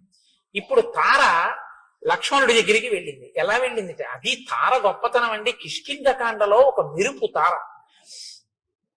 సాప్రస్కలంతి మదవిహ్వలాక్షి ప్రలంబకాంచి గుణహేమ సూత్ర సలక్ష్మణ లక్ష్మణ సన్నిధానం జగామతారా నమితాంగ యష్టి. ఆమె వడ్డాణం వేలాడిపోతోంది అంటే పెట్టుకుని లేదు. ఆమె మెడలో వేసుకున్నటువంటి హారములన్నీ కూడా పెట్టుకున్న కొక్కెములు జారిపోయి ఊడిపోయి ఉన్నాయి. ఆవిడ బాగా మధువు సేవించి ఉంది. కనుగుడ్లు తిరుగుడు పడి ఉన్నాయి. అంటే ఆమె శరీరం మీద ఉండవలసినటువంటివి ఏవీ సరిగ్గా లేవు. ఆమె అలాగే లేచి నిలబడి స్థిమితంగా నడవలేక తూలుతూ లక్ష్మణమూర్తి దగ్గరికి వచ్చింది. అలా వచ్చినటువంటి తన మిత్రుని యొక్క భార్యని చూసేసేటప్పటికీ అంత లక్ష్మణమూర్తి కూడా నా మిత్రుడి భార్య, నేను ఇలా కళ్ళెత్తి అటువంటి ఆవిడ్ని చూడకూడదని కోపాన్ని తగ్గించుకుని కన్నులు తలొక్కసారి ఉంచి పరమప్రసన్నుడై తన మిత్రుడి భార్య ఎదురుగుండా వచ్చింది కాబట్టి ప్రశాంతుడై పక్కకి నిలబడ్డాడు. ఇప్పుడు తారంది, కిం కోపమూలం మనుజేంద్రపుత్ర కస్తేన సంతిష్టతి వాంగిదేశే కశుష్క వృక్షం వనమాపతంతం దావాగ్ని మాసీదతి నిర్విశంక. లక్ష్మణ, ఏమి అలా అక్కడ నిలబడిపోయావు? ఎండిపోయినటువంటి చెట్లతో కూడినటువంటి వనంలో దావాగ్ని ప్రవేశిస్తే అటువంటి దావాగ్నితో కూడుకున్నటువంటి పెద్ద అగ్నిహోత్రం ఎండిపోయిన చెట్లని కాల్చుకుంటూ వస్తుంటే ధైర్యంగా దానికి ఎదురు వెళ్ళిన వాడు ఎవరు నీకు అపకారం చేశారు? కిమయం కామవృత్తస్తే లుప్త ధర్మార్థ సంగ్రహ భర్తా భర్తృహితే యుక్తే నచైనం అవబుధ్యసే. లక్ష్మణమూర్తి అన్నారు, నీ భర్త ధర్మార్థ కామముల యొక్క సమన్వయాన్ని మర్చిపోయి కామోపభోగమునందు అనురక్తి కలిగి చెయ్యవలసిన కర్తవ్యాన్ని విడిచిపెట్టేసి ప్రమాదాన్ని కొని తెచ్చుకుంటున్నటువంటి విషయం నీకు తెలియదా తారా? నచింతయతి రాజ్యార్థం నాస్మాం శోకపరాయణ సామాత్య పరిషత్ తారే కామమేవోపసేవతే. ఆయన రాజ్యాన్ని పట్టించుకోవట్లేదు, మంత్రుల్ని పట్టించుకోవట్లేదు, మంత్రులకి దర్శనం ఇవ్వట్లేదు, కేవలం కామాన్ని సేవిస్తున్నాడు. అలా ఉండడం తప్పు కాదా? సమాసాంశ్చతుర కృత్వా ప్రమాణం ప్లవగేశ్వర వ్యతీంతాంస్తాన్ మదవ్యగ్రో విహరన్నావబుధ్యతే.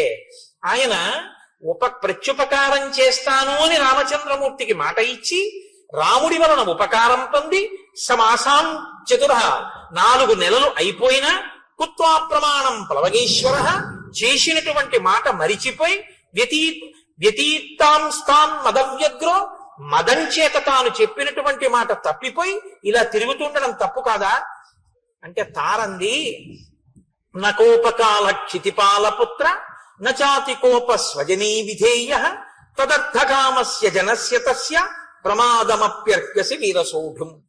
నాయన లక్ష్మణ, నువ్వు కోపించవలసినటువంటి సమయం ఇది కాదు. 2, నీ వారి యందు నువ్వు కోపం పెట్టుకోవచ్చా? నీ స్వజనుడయా సుగ్రీవుడు, తప్పు చేస్తే నువ్వు దిద్దాలి, అంతేగాని నువ్వు ఆయన మీద కోపం పెట్టుకోవడం ఏమిటి? కాబట్టి నువ్వు ఈ కోపాన్ని వెంటనే విడిచిపెట్టేటటువంటి ప్రయత్నం చెయ్యి. పైగా సుగ్రీవుడు కామాన్ని అనుభవిస్తూనే నీ కార్యాన్ని సాధించడానికి కావలసినటువంటి ప్రయత్నం చేస్తున్నాడు. సైన్యాన్ని పిలిపించడానికి నీలుడికి ఆదేశం ఇచ్చి ఉన్నాడు. ఈ మాట చెప్పారు కాబట్టి లక్ష్మణమూర్తి ఆగారు. హనుమ ఆనాడు వచ్చి ఎంత రక్షించారో చూడండి. కాబట్టి అధిక గుణములు కలిగినటువంటి వాడు ఎప్పుడూ కూడా తక్కువ గుణములు కలిగినటువంటి వాడిని క్షమించగలిగినటువంటి వాడై ఉండాలి. అంతేగాని అధిక గుణములు కలిగినటువంటి వాడు నీచమైన గుణములున్న వాడి పట్ల క్రోధంతో ఉంటే దానివల్ల ఉపకారం ఏముంటుంది? కాబట్టి నీ కోపాన్ని నిగ్రహించుకో. జానామి రోషం హరివీర బంధో జానామి కార్యస్య చ కాలసంగం జానామి కార్యం తయ్యత్కృతం నః తచ్చాపి జానామి యదత్ర కార్యం. చేసినటువంటి పని ఏమిటో నాకు తెలుసు, చెయ్యనటువంటి పని ఏమిటో నాకు తెలుసు, వేళ మించిపోయిందని నాకు తెలుసు, ఇప్పుడు చెయ్యవలసినటువంటి మహోపకారం ఏమిటో కూడా నాకు తెలుసు. తం కామవృత్తం మమ సన్నికృష్టం కామాభియోగాచ్చ నివృత్తలజ్జం క్షమస్వ తావత్ పరవీరహంత తద్భ్రాతరం వనరవంశనాథం.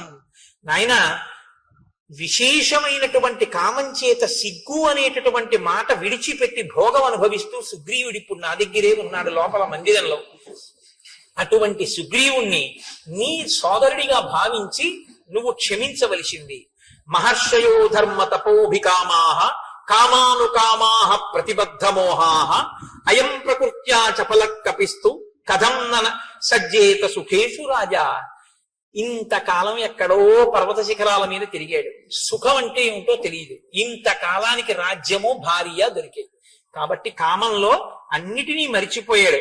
కాబట్టి నాయన, నీవు ఈ విషయాన్ని దృష్టిలో పెట్టుకొని, సుగ్రీవుడు నీకు దాసాన దాసుడు, ఆయన అవసరమైతే దేన్నైనా మీకోసం విడిచిపెట్టేస్తాడు. తదాగచ్చ మహాబాహో చారిత్రం రక్షితం తయా అచ్చలం మిత్రభావేన సతాం దారావలోకనం. లోపలికొచ్చి సుగ్రీవుణ్ణి చూడు. సుగ్రీవుణ్ణి నువ్వు చూడటానికి అభ్యంతరం ఏంటి? ఆయన భార్యలతో కూడి ఉండగా లోపలికి అలా వస్తానంటావా?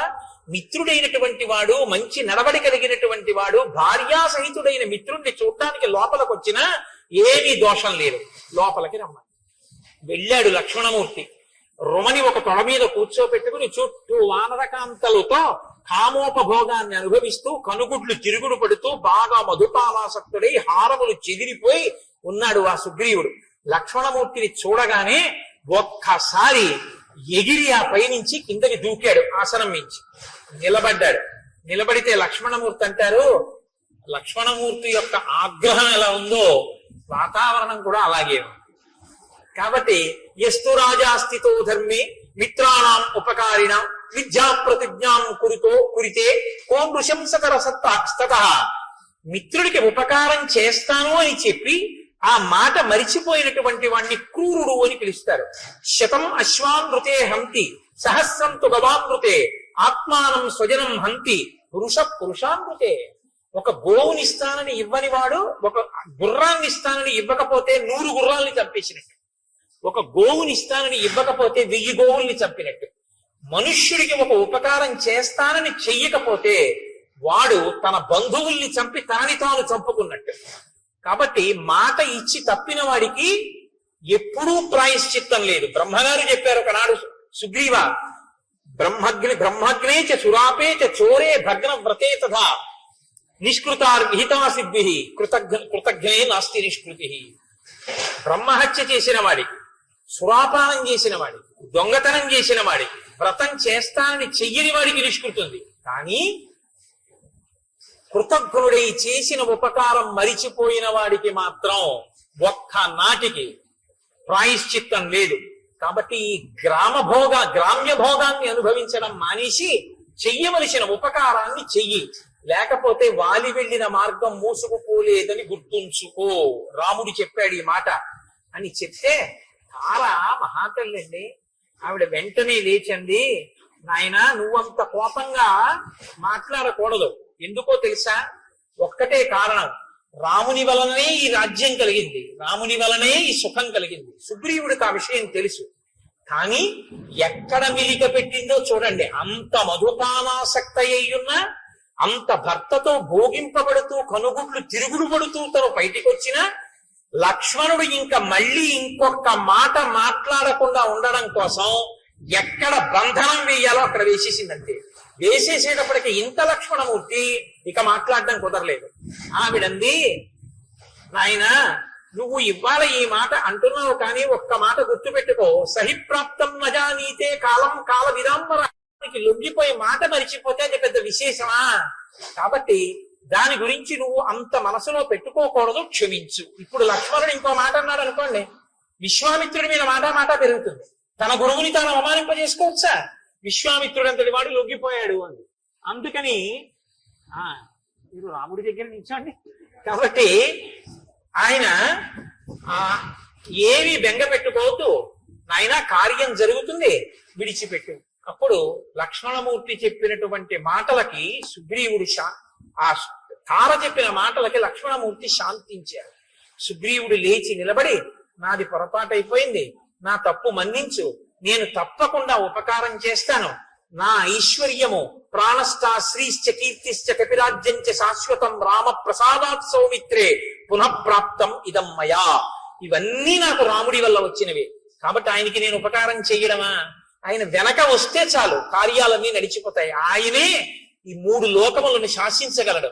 ఒక బాణంతో 7 సాలవృక్షములను, పర్వత శిఖరమును, పాతాళాన్ని కొట్టినవాడు రావణుణ్ణి కొట్టలేడా?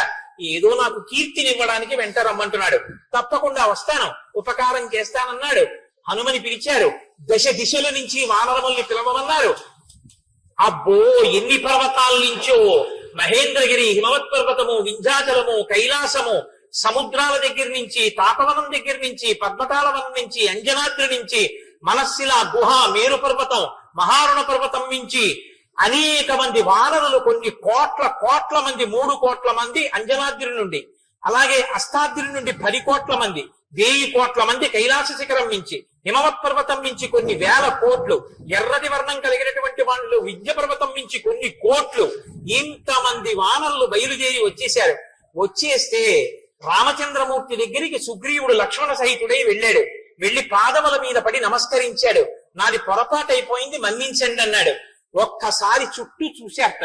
చుట్టూ చూస్తే యథార్థంగా కిష్కింధకాండలో చెప్పిన వర్ణనతోటే నేను ఉపన్యాసాన్ని పూర్తి చేస్తున్నాను.